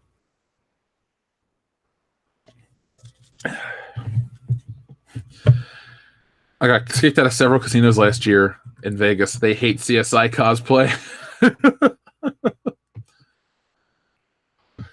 Let's see. Send John Wick after Star Wars. Star Wars has to kill his dog first, and then we're set. We are set. What is the Stephen King movie with cat people and the guy gets stabbed with corn? That sounds like two separate movies. Because Children of the Corn, maybe that's not Children of the Corn. I don't know that movie. I gotta watch it now, man. I need a Browning high power to complete my Axel Foley costume. You know, I looked into getting an airsoft version of that, but I don't really want to walk around the city or go to Halloween parties with a fake gun on me, especially in today's climate. So I'll be Axel Foley after his sidearm was taken from him by the Beverly Hills Police Department. You know, I arranged for bail and all that stuff. People Under the Stairs. I've seen that movie, but I didn't think that's not a Stephen. That's Wes Craven. Did Stephen King write the story? I'm confused. Yeah, Darth Primus. That is the all-day watch party. It's a hell of a watch list, and I'm excited for that personally. The Twilight Zone's tonight. We're doing 10 episodes, so if you guys are new to that, join us tonight. It's going to be a lot of fun. Children of the Corn with a young Linda Hamilton. By the way, I know you guys are excited for some of the newer Halloween content. Let me do something for you right now. Let me share with you the other Halloween content that we produced for the channel, and you guys will get a good look at it because we did all kinds of stuff before, and it was before the channel really took off. I know I can say, oh, I'm mad because X, Y, and Z. Well, I'm not really mad. It's just people didn't really watch it because they didn't know who we were. So we can go back and watch some of this stuff now as a community. So, wow, why am I clicking on all of the wrong things? I wanted to click on playlists. We have tons and tons of stuff that you guys can check out. It's called Schlocktoberfest, and the playlist is over here. This is from 2016. We said we were going to do 31 days of unimaginable terror. Well, guess what? We did. We did all 31 days, and YouTube fucked us at the drive-thru. That's all I can say. They hit us hard with the copyright strikes and stuff. But here you go. We did a lot of Halloween stuff. I mean, man, look at that. The 340. There are as many people watching this now as that have watched the entire Goosebumps versus Are You Afraid of the Dark Schlocktoberfest. But now we have more. But that, to be fair, that did get struck down with a copyright thing. But yeah, we had tons of that. We covered Ash vs. Evil Dead Trilogy, Elevator, which was a fun show, Legend of Michael Myers Mask, Todd and the Book of Pure Evil, I Know What You Did Last Summer, top 10 Twilight Zone episodes, Everything Wrong with Rob Zombie. That got a lot of hate. Let's see if there's anything on here. You can see that.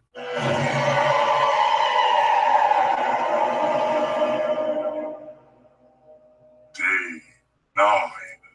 Yeah, I put a lot of time into those. It's just Channel Dad, Brian Lape, and Liquid Metal Pro.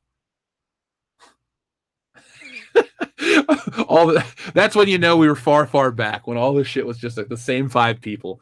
It was more intimate back then, but it's a lot more fun now. We also talk about top 5 John Carpenter films, all kinds of stuff. You guys can check out the list. But we even go as far to do full commentaries. So Nick and I did here we go right here, the first Thing commentary. We've done 2 on the channel. We also did Night of the Creeps. We also did Why the Walking Dead Sucks, Zombieland, A Nightmare on Elm Street. Now, right here, something you might want to check out. This is a watch along for Night of the Living Dead. Why? Because Night of the Living Dead is in the public domain. It's here on YouTube. It's everywhere. It's free.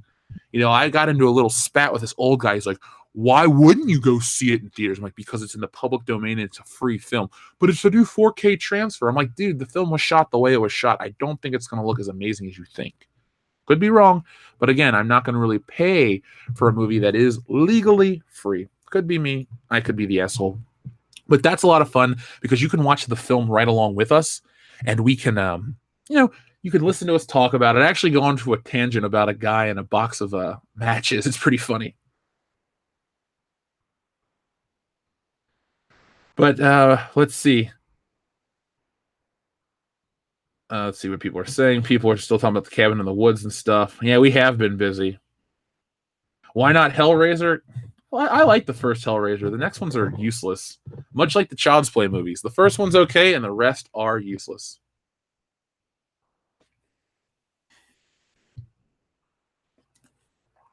But yeah, I'm excited for Halloween, so make sure you check it out. Walking Dead season premiere lost 47% of its audience, lowest number as damn. Walking Dead's garbage. I don't know if Brandon Moyse is here right now, but my God, The Walking Dead on I think it was the 29th. We're gonna do his Patreon hangout, dude. No, Walking Dead. Ew, rest in peace, Scott Wilson. But my God, The Walking Dead's fucking trash. It's so dumb.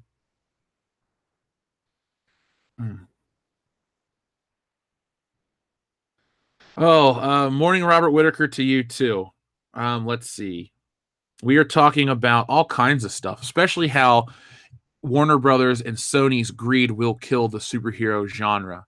You know, it seems like it's great, but it's really not. We're on the precipice of Captain Marvel. We're on the precipice of all these things. Like the tide is turning in the wrong direction, and then we're going to be berated if we don't accept it willingly. You didn't like the female-led Marvel film? Sexist. You didn't go see James Gunn's whatever? Well, you're a Marvel fanboy. There's always a reason why it's not the film's fault. It's never the film's fault. It's never the people's fault who make the goddamn story. It's our fault. You know? Funny how it is. Funny how these things go. Oh, well, if your wife still watches The Walking Dead, hey, at least she has something to enjoy. At least she's not watching, I don't know, reruns of The Nanny. God, I can't stand her voice. That is my nightmare, to marry a woman who watches nothing but reruns of The Nanny. Or to marry Fran Drescher was hot, but man, I couldn't imagine if that was her real voice all the time. I just was like, oh man, it's like that episode of Tales from the Crypt where the guy goes deaf and he constantly hears Sam Kinnison's voice in his head. That's all you hear is Fran Drescher.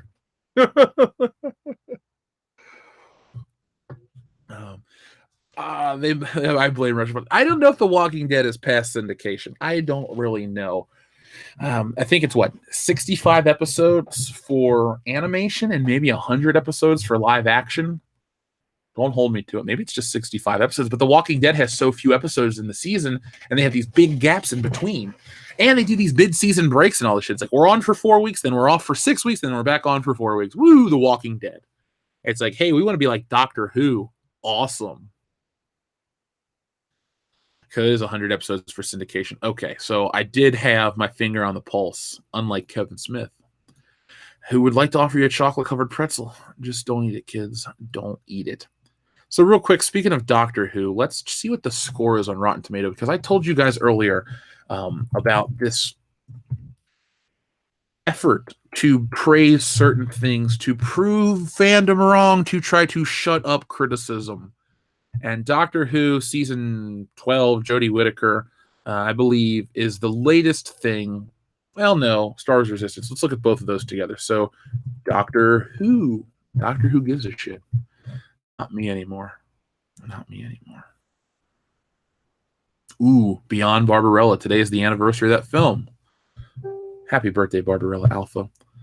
So, Doctor Who, where are you at? New season premiere. Wait, that's a ticket. Who would pay to go see that in theaters? Maybe some woke folk. That could be a comic book. The woke folk. Oh God, no! Now I'm gonna get a bunch of people talking about the woke folk. So yeah, Doctor Who season whatever, The Woman Who Fell to Earth, 93% on Rotten Tomatoes, and let's listen to some of these review scores because you know what's going to happen. So they have this to say. The episode was pretty solid opening for a Doctor Who, had an emotional quality to it. To see the series with a history this long headed off in such a promising new direction would be thrilling regardless. Whittaker's performance is irresistible to both critical and Whovian pieces of my mind.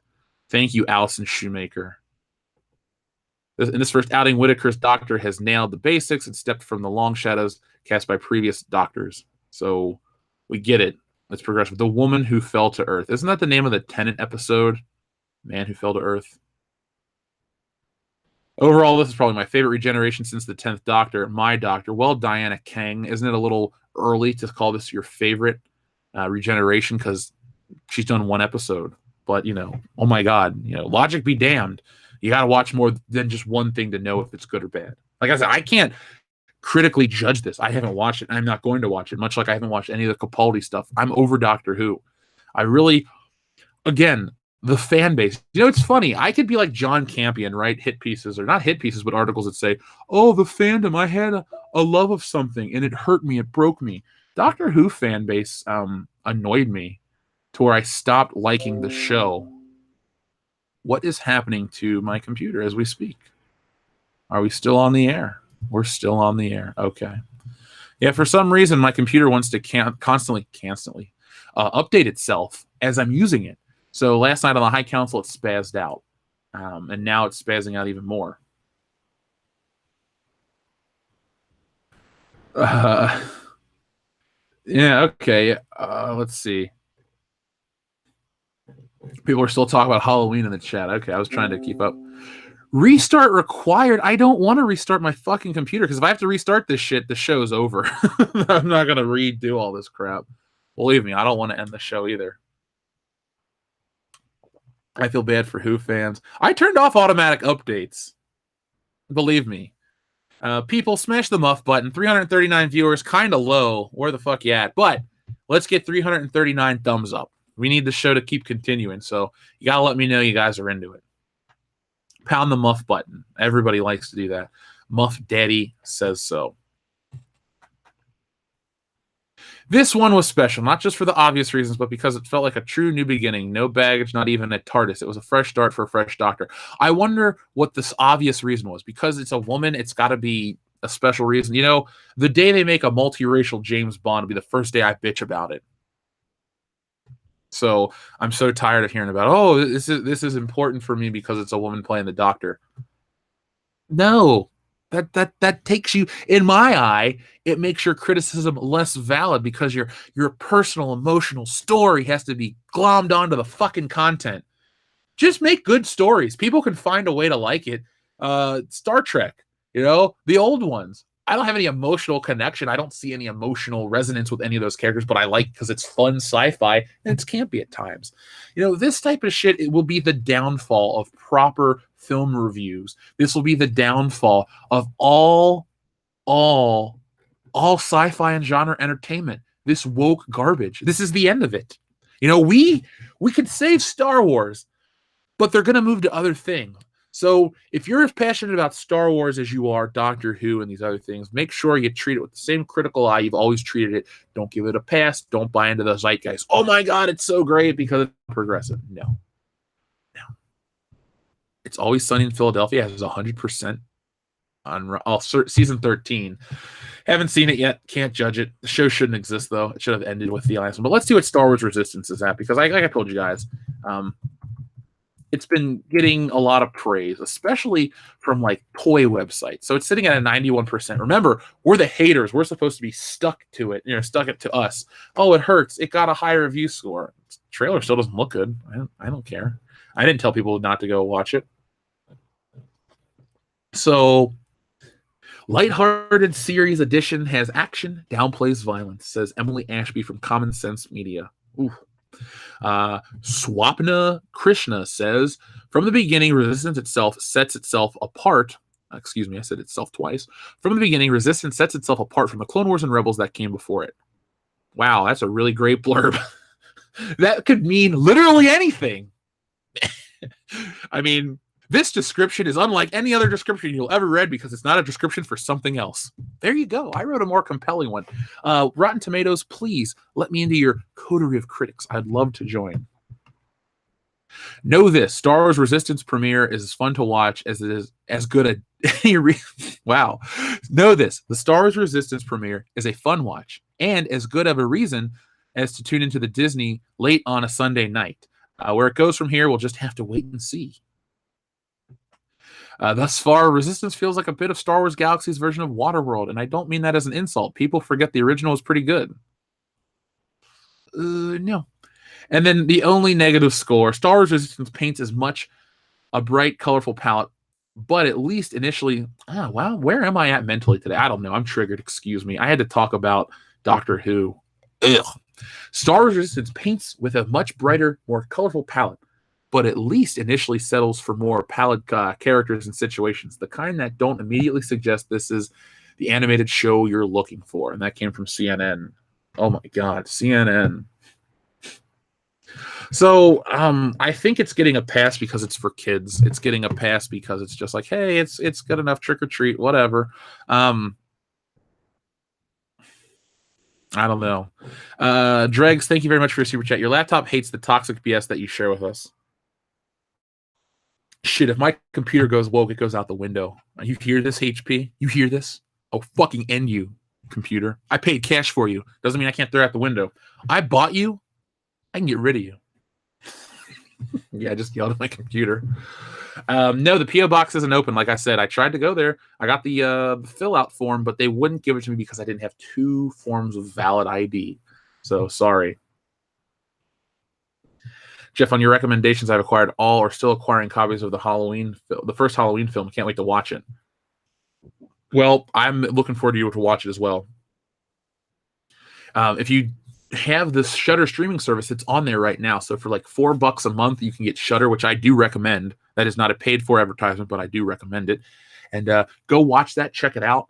It's worth the money. And they have the first Halloween, the 4th one, which is terrible, and then the 5th one. That's all I can say. They got them there. Did you see Barbara Broccoli's statement about female Bond? Yes, we did. We covered that yesterday. For those who were not here with us, James Bond will never be a female, thankfully. It's a male. It should remain a male. I wish you would have just said white guy and British, dark hair, certain height, certain look. The people want to say, oh, it's the closest to Fleming. Well, Fleming had an art piece commissioned of what James Bond should look like. Let's stick with that. I think Star Wars is done. Star Wars is kids stuff. Oh my God. Let's see. Check the audience reviews. A lot of 5-star from accounts that exist just to give it 5-star reviews. Ooh. Let's see. Where do we find audience scores? Is it down here? There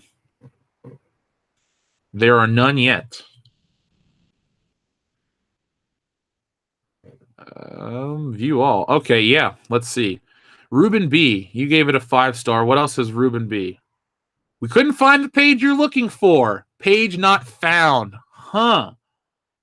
Maybe let's go back. Matthew C. This user has no want to see movie selected. They gave okay, so they've been around for a while. They gave Solo 3.5, Last Jedi 4.5, Crazy 5 stars, The Star is Born 4 stars, and Birdman 5 stars. Birdman was damn good. But a member since September of 2015, so we can't assume that this person is a Russian bot. Now, this 1-star review goes to a person that you can't click their name. Now, Shabar A gave it 5 stars. Let's see. No rating history, member since October of 2018. The ratings are bullshit. Mike H, 5-star. What did Mike H say? Member since October of 2018. No other ratings. Fuck you, Mike H. You suck. Jake Skywalker gave it 1.5 stars. Terrible. Like everything Disney has done with the Star Wars films since Rian Johnson ruined the franchise lore and legendary characters. Jake Skywalker, January of 2018. Only thing Jake has reviewed, The Last Jedi. Absolutely garbage of a film. So utterly bad. It's the only movie I've ever been capable of ruining a franchise, and that I love at the same time. It killed any desire to watch the next movie. A franchise-killing film of the likes we'll probably never see again. Well, Jake Skywalker was formerly Charlie Rodriguez. So again, it only exists to rip on stores. Now Samuel J. December of 2017. Solo a 5-star. Robots a 5-star. Deadpool 2 4-star. Thor 4. Iron Man 2 4. I can't call them a bot, but I can say they have bad taste. Robots? Really? Eric W. said, I'd rather watch Ewok or Droids cartoons than this dreck. Absolute garbage. When did Eric join? December of 2017. Let's see what else. Jurassic Park, Fallen Kingdom. I liked it as much as the first one. Still not as good as the original Jurassic Park. Ocean's 8, 5-star. Solo 1. So here's the thing. Eric Walter %20 right here is probably the most interesting character, because you could infer that they're an SJW for their love of Ocean's 8, but you can also see they dislike Disney Star Wars to a degree. So who's offended, and what terrible pejorative phrase is used to describe Eric W? This person just says there are a lot of fake users who spam 5-star ratings and gave it a 0.5 star. This person, 0.5 star. Barbara H. Not my mother, thankfully. Member since October of 2018. 5-star. Ryan S. 5-star. October 2018. This deserves its own fucking video. Miles P. 5-star. October 2018. ENT. I know an ENT. March of 2018, 5-star. Okay. Maybe they're just a child. Jade P. More low intelligence fodder for the unthinking masses. And don't claim it's for kids when it's on late night on school nights. Make George's sequels. Jade P. has been a member since January of 2018. Solo is a 1-star. The Clone Wars movie is a 3-star. Episode 7 is a 1-star. I like this person. Thor Ragnarok, 5-star. I dislike this person. Episode 3, 5-star. No, but good movie. Let's see who else we got. Lisa H. If the first 3 episodes are any indication, then this is going to be a very fun series for all ages. There's a little bit here for everyone. The animation is unique to Star Wars, and the vibrant colors are a welcome addition. There are a ton of new characters. Many of them have been previewed, haven't they? I don't care. Let's see when Lisa H. Kudos to Lucasfilm. Member since October of 2018. Oh my God, there are 7 pages of this. I'm not going to give you 7 pages of this shit. But let's just see if they're Lynn J. Oh my God, Tammy W. Again, where does Tammy? October. It's more than inventory time. It's Statler Toyota. Oh, now they're getting Jan K. Oh, couldn't find the page we're looking for. What about David H? David H. Nope, no page you're looking for. Fake, but they keep the score. Erica H. Probably real. Nope, couldn't find the page you're looking for. God, just so many fake 5-star reviews. You know what's really sad is they want to say Russian bots are infiltrating Star Wars and tearing apart the fandom. Loser idiots on the internet are making fake accounts, rating a movie or a TV show 5 stars, and then trying to use that as evidence to tear apart a fandom. This is dumb. The thing is, normally you can say, well, both sides of the argument are equally guilty. No, it's the same. If there are 2 sides of Star Wars, the other side that the pro-Disney fans, they're coming at it, well, it's Russian bots, and then we're going to make up bullshit to elevate this thing we love. That's how we're going to win this war, not by letting people be critical of it, but by making up bullshit claims and saving the film and show ourselves. 5-star, 5-star, 5-star. I swear to God, they think they're Booker T over here. Jason P gave it a 1 star. Oh, he's a fake user as well. So it looks like there's a lot of fake users for Star Wars Resistance. I think I have found my next video. Fabian K, fake. Oh, let's see. Not interested. Jake H. How long has he been around? Oh, not anymore.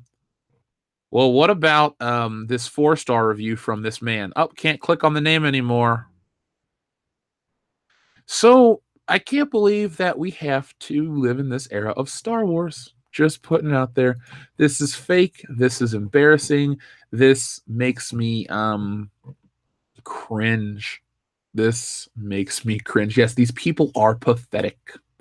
All bots, all bots. Mexi Man and Cheese, thank you very much. Did you notice that the people that have been calling everyone a Russian bot for 2 years now are writing articles crying about them being called NPCs? I have not seen that. Don't worry, Alpha Terranime, I'll get your super chat. I didn't mean to read it or skip it.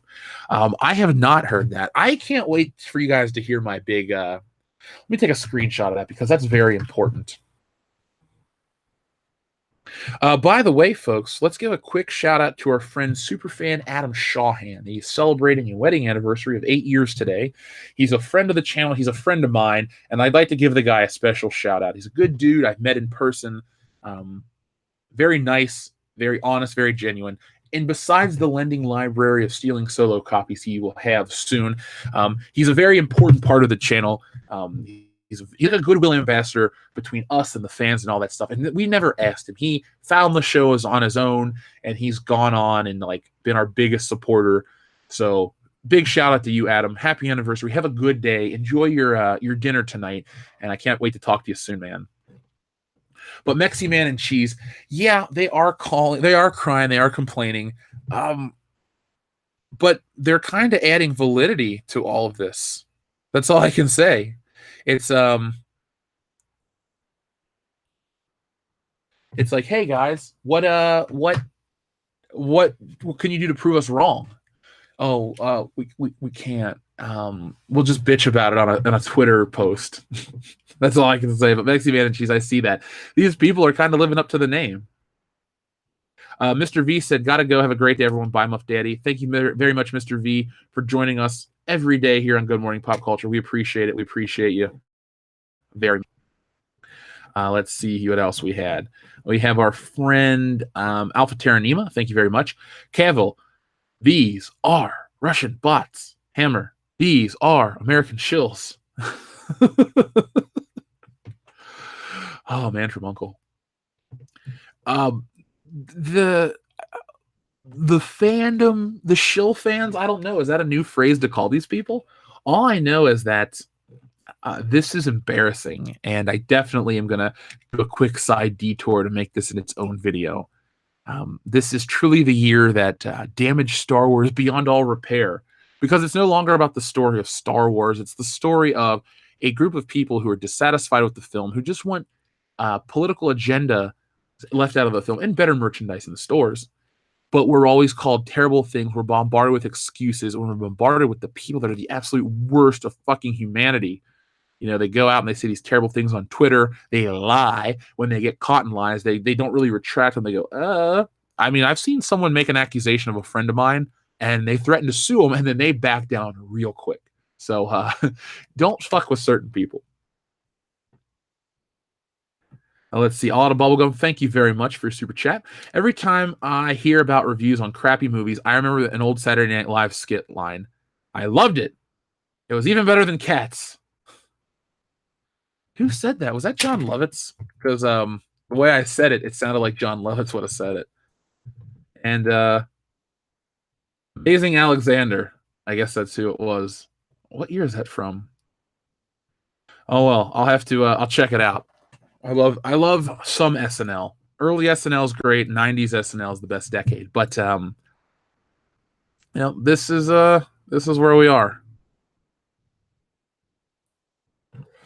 So let's see what else we're gonna cover for this morning. Let's see.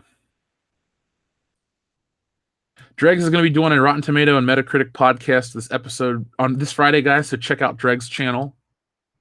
Did I hear about James Gunn directing Suicide Squad 2? Yes, that was our opener for the show. I gave my thoughts on it. I will give you my thoughts again. Not a good idea. And it's not about whatever he said on Twitter, all that stuff. But at least for me, I feel like Suicide Squad now admits to being the second-rate Guardians that it wants to be. So now we got the guy that did it, and then we'll have Batista come on, and we'll have all these other people come on the movie, and it'll just feel like Kmart Guardians. Chris Pratt will not be in Suicide Squad. Bradley Cooper probably won't either. Shill Wars, the cucking. Yeah, I like that name the best. Superfan Adam Shawhan says, "Thank you, Jeff, and everyone. Frank found you, Jeff. Hashtag love to all." Well, all back to you, Superfan Adam Shawhan, man. You have a good day. You enjoy it. You enjoy your food. I don't want to tell everybody where you're going because you told me, and privacy's fun. But have a good one, my friend. So let's see. Pet Sematary trailer dropped. I'll watch that, and we'll talk about that with Nick because Nick is a big Pet Sematary fan. But I'll say this. Pet Sematary sucks. I watched it like 5 years ago. It's not scary. Okay, it doesn't suck. It's not a bad film. It's just not scary. I don't know how anyone can go, Pet Sematary and It are the two of the scariest things I've ever seen.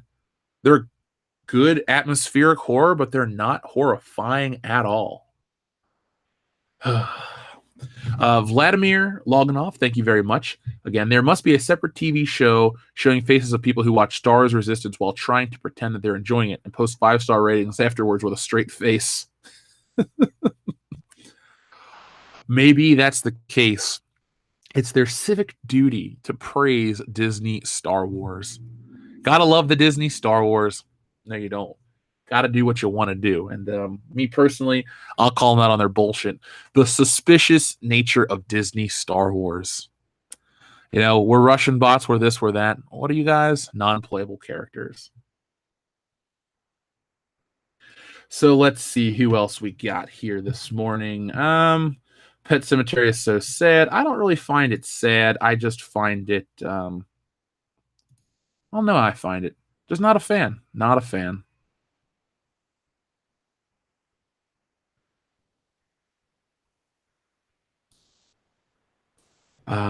Someone say bot. Yeah, beep boop. We're all here. We're all here.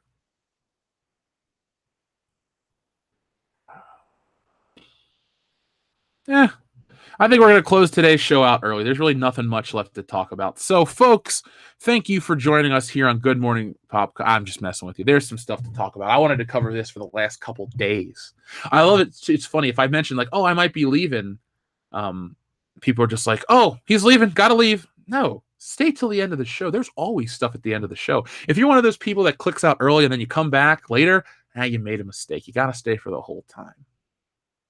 No horror movie scares me. Bullshit. Something will scare you. Something will resonate with you on a personal level, and you go, fuck, man, I don't want to be kidnapped by thugged people and, be forced to be live streamed on the internet by murder. That might scare you.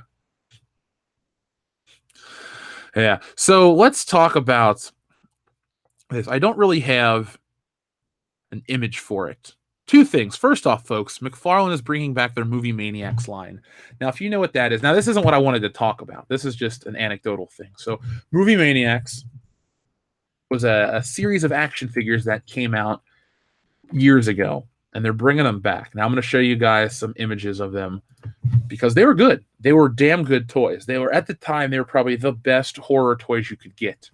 And much like McFarlane, when he did something, he did it his own way. And it was cool for the most part. And now we live in a world with NECA and all these other toys that are coming out. And let's just take a look. So these were Movie Maniac toys from back in the day. So you had Jason from, what is this, part 8, 9? I don't remember which Jason wore a blue shirt and khakis. And this is supposed to be Freddy Krueger from at least part 2 on. I can't tell. The sculpts aren't that good. But I mean, you got stuff like Friday the 13th. I think this is this Jason Takes Manhattan right here? Or is this number 7? This might be number 7. You also had, Norman Bates from Psycho. You had a really good Michael Myers figure, Evil Ash from Army of Darkness, Leatherface. I mean, these were for adults. Yeah, the articulation was dog shit. But for the time, they were excellent. And now McFarlane is bringing them back. And Dion bought a couple of these. I have Shaft right here. Sadly, his foot broke, though, which pisses me off because I was like, this is a great toy. And then his foot broke. But all kinds of stuff is out. So McFarlane's bringing this back. It's a good time to announce it. It's October. It's Halloween season. I'm excited. But RoboCop even looks good. There's all kinds of stuff. So it's going to be interesting to see where we go with the movie brand. By the way, seeing this spawn.com reminded me, I bought a new domain name for the World Class Bullshitters website store where we're going to sell the merchandise. So be prepared. I'll announce it later. I already bought the domain name. There's no reason to go to it yet because there's nothing there. But I am working on all that stuff. When I tell you guys I'm working on stuff behind the scenes, I am. Last night's High Council ended early. What did I do? I stayed up to work on that. So be excited for the future of World Class Bullshitters. But here are some nicer production stills. I mean, these are early 2000, late 90s figures, when this stuff wasn't too popular. And it was a refreshing take. It was cool. And some of them still hold up to this day as the best representations of the the characters that they're trying to be. So I'm excited on a personal level for all of this stuff. But now the thing I really wanted to talk about was it rolls into tonight. Where did it go? It's about the Twilight Zone. Ah, here we go. Did the creator of the Twilight Zone plagiarize Ray Bradbury? Now this is just a quick read.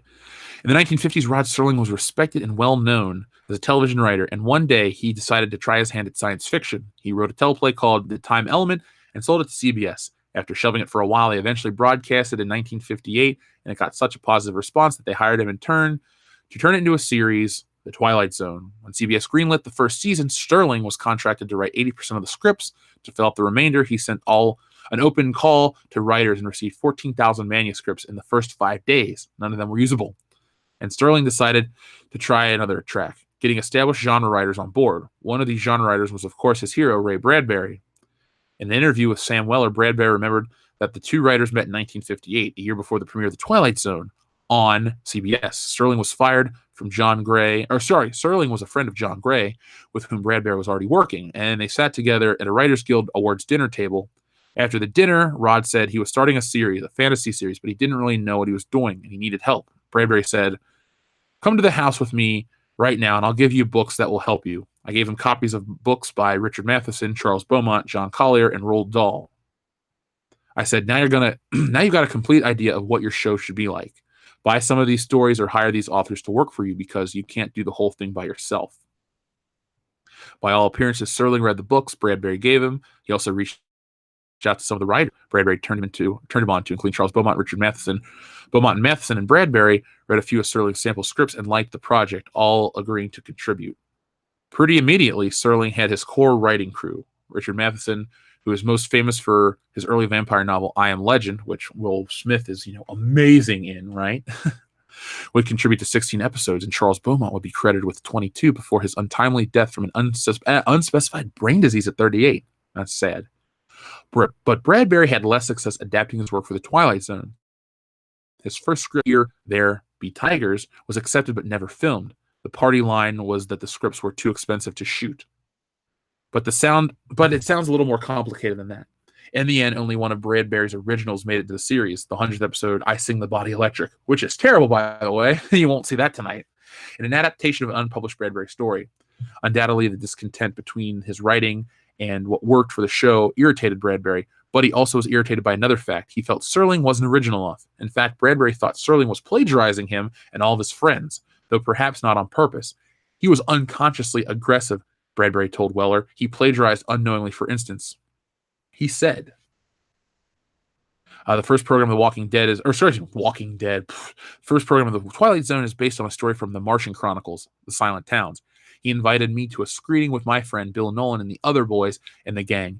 We all came out and looked at each other and said, God, it's a little bit like a story from The Martian Chronicles. I didn't say anything because I was embarrassed, and a month or so later, Rod called me on the phone and said, why didn't you tell me? I said, tell you what? He said, well, the pilot to my script is basically a story from one of yours from The Martian Chronicles.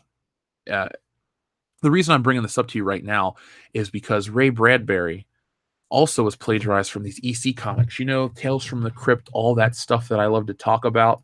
So in a roundabout way, what I'm trying to tell you guys right now is Ray Bradbury is the godfather to Twilight Zone to EC Comics to all this stuff. And I don't think he is a name you all may know. So they eventually, with the weird science and the Tales from the Crypt, they had to pay him money because he outright said, these are my stories. And eventually, the way they did it at EC Comics, they said, "Oh, did we not send you your check? We're so sorry." And they sent him a check. He got his credit and everything was fine. But with this Twilight Zone stuff, it goes a little deeper. And it's interesting to bring up the point, is anything truly original? And you could be saying, but Jeff, why would you bring this up about Rod Serling? Why are you, the guy that you talk about so much, bringing this up?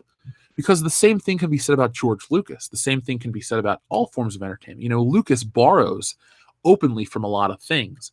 People are always borrowing from other things. Even some of the best entertainment that we love has been borrowed from other sources. But I'm using this to make a point.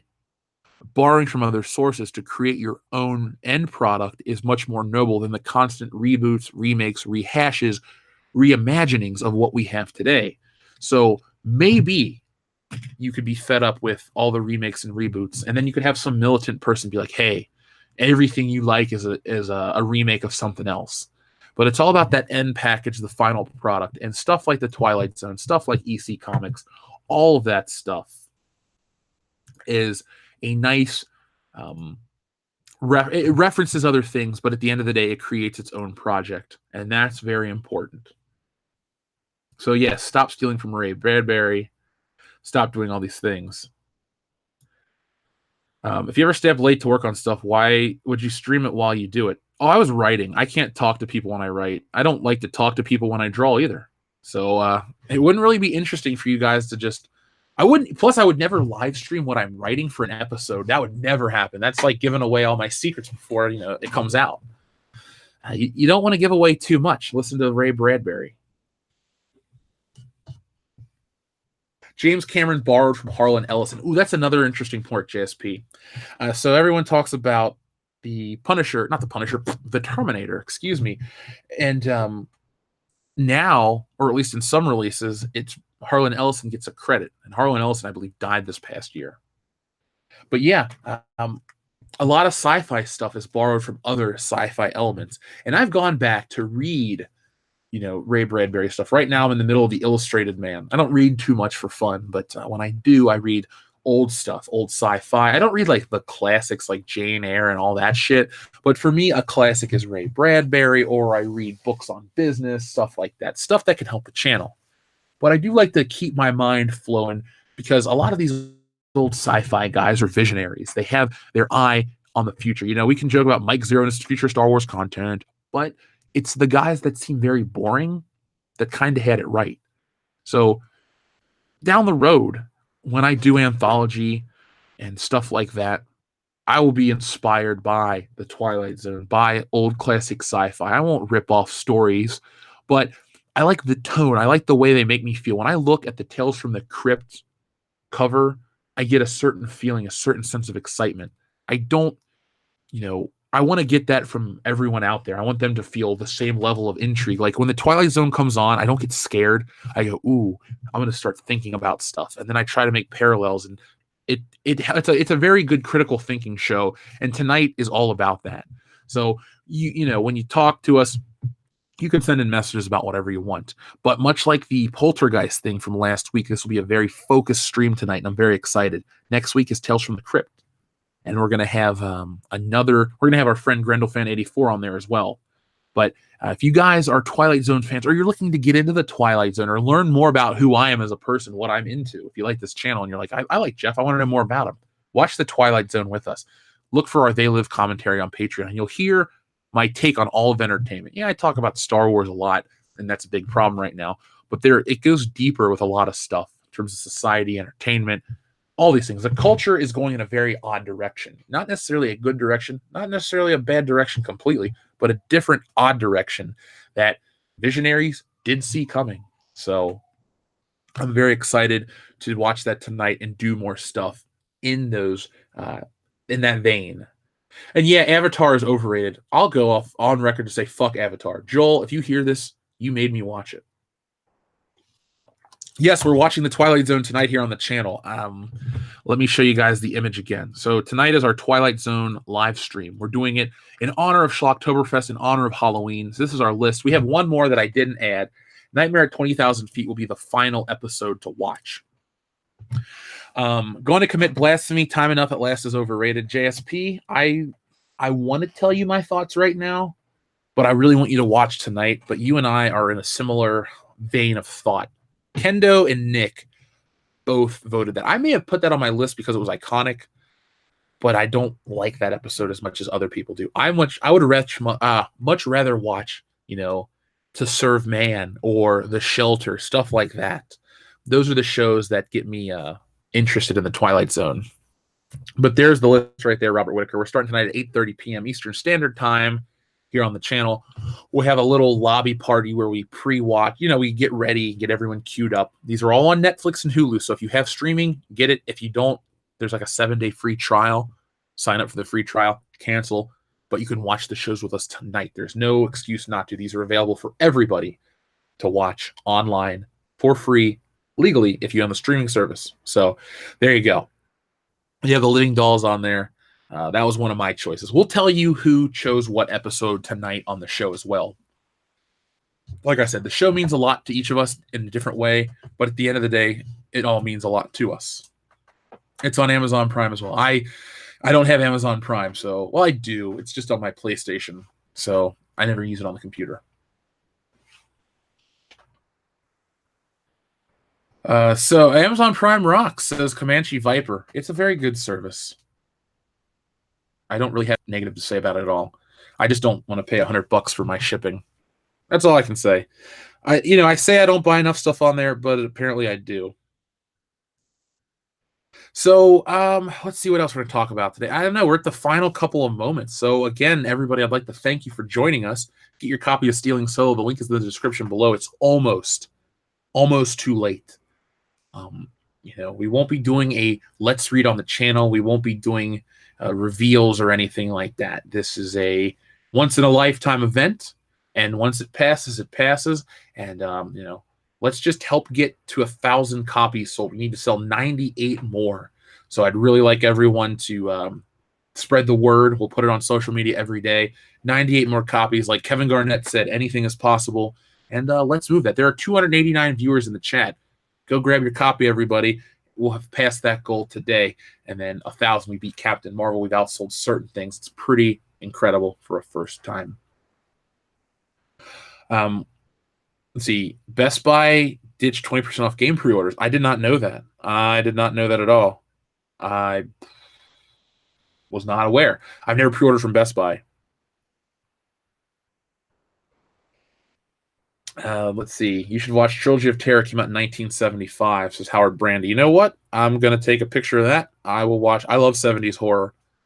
A lot of the women in 70s horror movies are pretty hot. I was looking at Black Christmas as I was getting ready to do something. I was like, man, this one woman's really good looking. So 70s horror. I even watched the 70s Tales from the Crypt, and Joan Collins, who I don't consider like a super MILF. I was like, man, she even looks good in this. So I'm used to like Dynasty Joan Collins, not, 1975 British.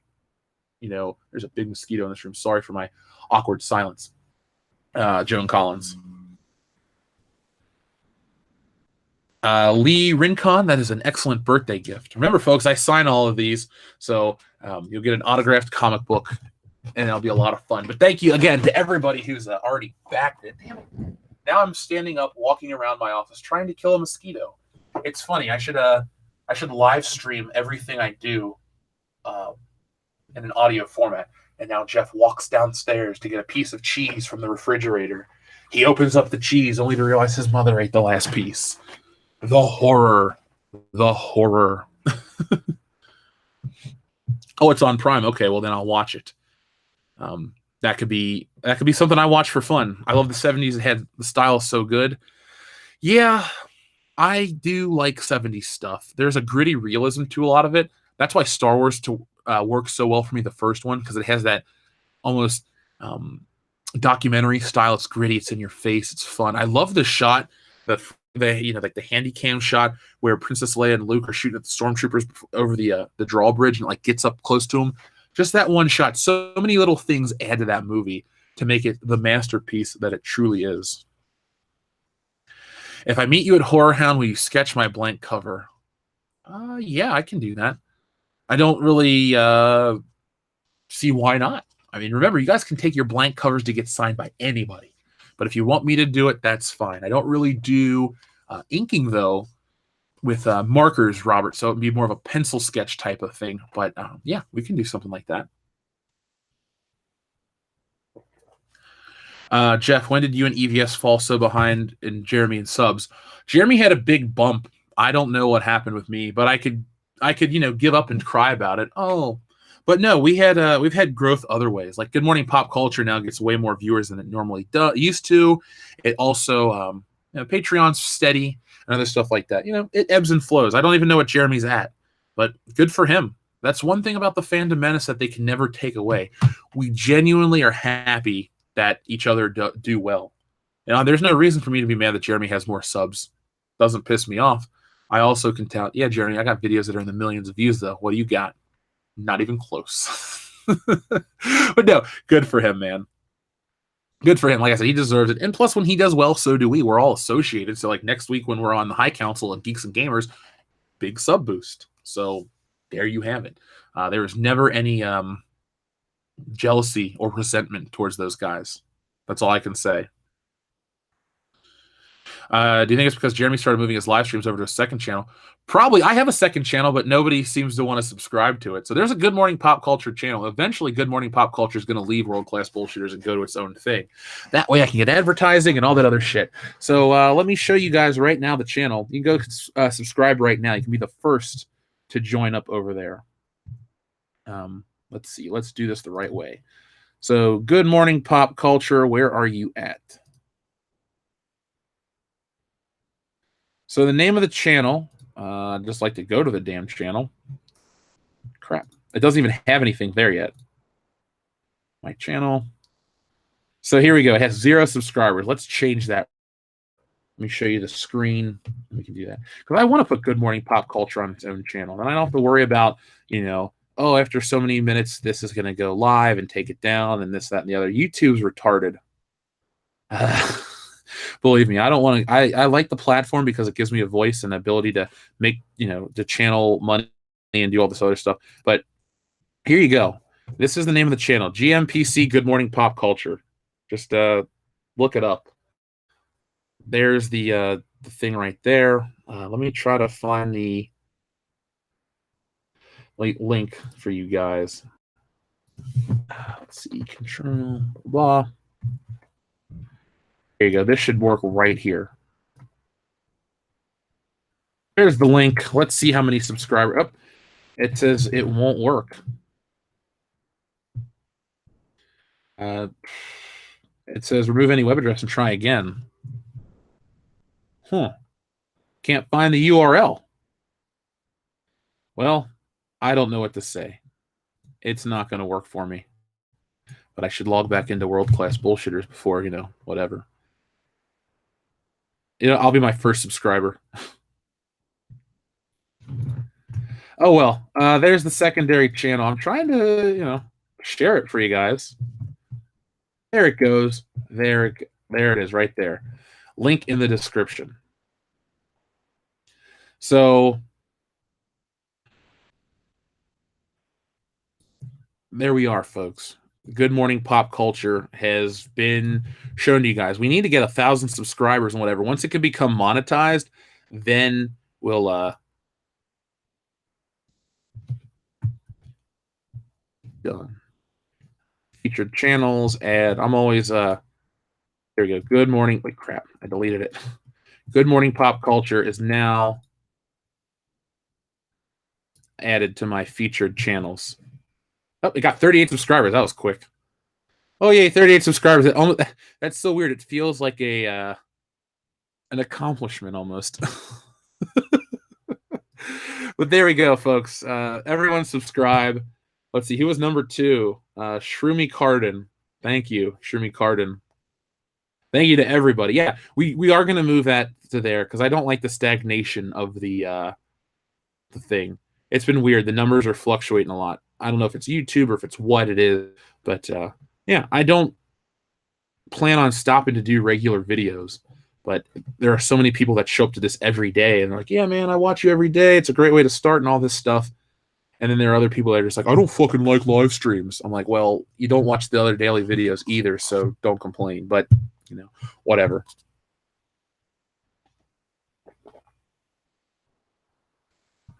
You win a congratulations. The Grand Inquisitor. So I'm gonna Google anomaly. Yeah, Google, I think your research or your data was hacked from Alphabet or some shit like that. So if YouTube just goes away magically, we'll always have our Patreon and we'll always have our Podbean and iTunes services. So the podcast won't go away. If YouTube just disappears one day, well, we'll have to find another way to hang out. But yeah. So there we go. That's pretty much it, folks. So let's see where Good Morning Pop Culture is right now. I'm subscribed to my channel. 49 subscribers. So we only need 951 more for this to become, viable. Now we're at 51 subscribers. Woo! Let's see. I'll change the image. Well, I'll have to do that off air because I don't want to show all this Google stuff in front of everybody. So I'm going to go. Let's get it to 1,000 subscribers. Let's make that happen right now, folks. It costs nothing. It takes seconds. I'll share the link one more time right there. Oh, I know why. Because I'm logged into this Good Morning Pop Culture. That's why it wouldn't let me send it earlier. Because I accidentally clicked the Creator Studio and now I'm back to World Class Bullshitter. So there you go. Check it out, folks. Enjoy it. You'll have a good time.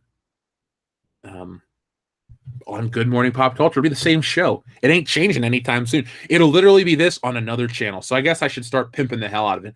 I'm going to give it till I'd like to do it before the new year, but I feel like with the way YouTube is and the repetition, I'm going to have to keep pumping or, mentioning it every day. Maybe I'll put a countdown. You guys have 60 more days until Good Morning Pop Culture goes to another channel. And if it doesn't get enough subscribers in the channel, the show just goes away or some shit like that. It's, Frank and the Shawhan Wiener Dog Clan says, we 17 love World Class Bullshitters. Frank and Penny really love Jeff. Well, thank you, Frank and Penny. I'm a fan of dogs too. So there we go.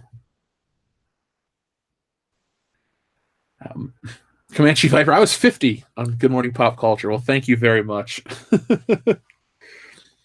Yeah, this will beat Cecil soon. And then I can get World Class Bullshitters up to 100,000, and that'll be good. Everyone will be happy. Because Good Morning Pop Culture is a very good name for the show. I don't know if I'm going to upload any back episodes. Maybe I will. Well, no, because then they'll be out of order and be too confusing. We'll just we'll archive them here, and then they'll stop airing here. We'll go back to our single release videos. It'll be a lot easier for me too to have two separate channels. And I'm going to use the same Twitter, though, for a while. Good Morning Pop Culture Twitter will still be World Class Bullshitters Twitter. Because that way you only have to follow one account. You can follow the link. It'll take you to the second channel. It's less problems. Man, the Stars Resistance video has 347,000 views. Eat it, Disney. All right, folks. Well, speaking of eating, I'm going to go get some breakfast. I'm going to go have another cup of coffee. I'm going to get prepared for tonight's Twilight Zone. And I'm also going to go back to writing the video that you're all dying to watch. So it may be a couple days till you see it, but quality is worth the wait. 70s or 80s in terms of movies and music. 80s all day long, man. Pete, 80s all day. I like 70s songs. I like 70s movies. But if you're going to be like, hey, man, pick your favorite 10 from each decade, or you pick 10 movies from the 70s and 80s, all my movies, with the exception of Star Wars, are going to come from the 80s. All my favorite songs come from the 80s. So it's not even a fair debate or fair contest.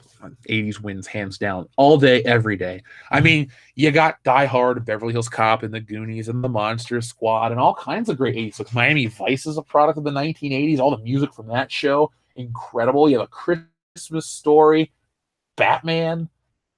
You don't have good James Bond movies, but you also don't have Moonraker in the 80s too. So it kind of balances itself out. But yeah, 80s, man, all day, every day. Best decade for everything.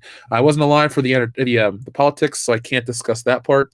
But I'm a fan of the 80s. Baby of the 80s, child of the 90s. But I love the shit. See, eat pancakes for breakfast, eat waffles for breakfast. I gotta watch the carbs. Going to Star Wars Celebration, I want to be able to bench about 500 pounds. I'm just joking. I'm not trying to bench 500 pounds. I can bench half of that now, and it's no problem. But I think 500 pounds would be some kind of record. And I'm not really worried about having a chest that I can't see over. you know, I guess having a chest that you can't see over is better than a stomach you can't see over. But still, I like being able to see my feet and everything, so I'm pretty happy there. So thank you to everybody who. Oh, Dirty Rotten Scoundrels, fantastic movie, fantastic movie. Yeah, the '80s had some crap music, but the '70s had Disco Duck. So I'll see your bullshit from the '80s and raise you. Then you could also say, well, Jeff, the '80s had Putting on the Ritz by Taco, and I'd go, yeah, anything from Taco is just not very good. But that is a topic for another time. So thank you, superfan Adam Shawhan. Let's just get Jeremy's 55 million alternate reality personalities to subscribe to Good Morning Pop Culture, and we can be monetized in the morning. Maybe I'll try a live stream from there once we get to a certain point. I mean, we're at what, 76 subscribers. So what are the other 200 of you doing? Sitting at home with your thumbs up your asses? Come on. Mecha Star Wars was the shit back. The disco one? I remember that one. I wasn't alive, but I know it. It's in Star Wars Rogue Squadron 3. They all dance to it. And the giant laser disco ball of the Death Star. Let's see. Party on Civvy. Sorry, Sony killing superhero movies. They started that trend. It's like poetry. It even rhymes. Party on Civvy. There you are, my friend. Yeah, it does rhyme. They started strong with Spider-Man. They killed it with Spider-Man 3.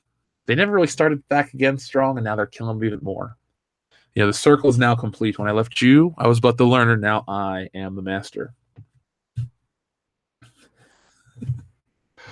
Yeah, I got the pizza yesterday. It was greasy. It was delicious. It was pepperoni-y. Please don't bring it up because I ate the whole thing, and I really don't want to think about how much I enjoyed the pizza because Pizza Hut is just a few short minutes away. Now, if I made myself walk there and then run back, that'd be a waste. I'm going to Lyft today. What the fuck? I don't care. I'm not going to eat another pizza. Don't worry. But one more time, folks, let's give a happy anniversary to our friend, superfan Adam Shawhan. Good dude. Great fan of the channel, great friend of the channel, and good friend of mine now. So, ladies and gentlemen, I'll be back tonight with the Twilight Zone Marathon. It is a live stream. We're going to be watching 10 episodes. It should be about 2 hours, 3 hours at most. So that's why we're starting a little early, so you can watch it with us and get to bed on time. And one more time, for those who haven't seen it, this is the list. This is the order we're watching it in, too. And we're also adding Nightmare at 20,000 Feet. I forgot to put that on in my haste to make this thing. So there we go. Ladies and gentlemen, enjoy it. Get yourself ready. Get your free subscription trials. Do whatever you got to do to join us for your first step into the fifth dimension here on World Class Bullshitters.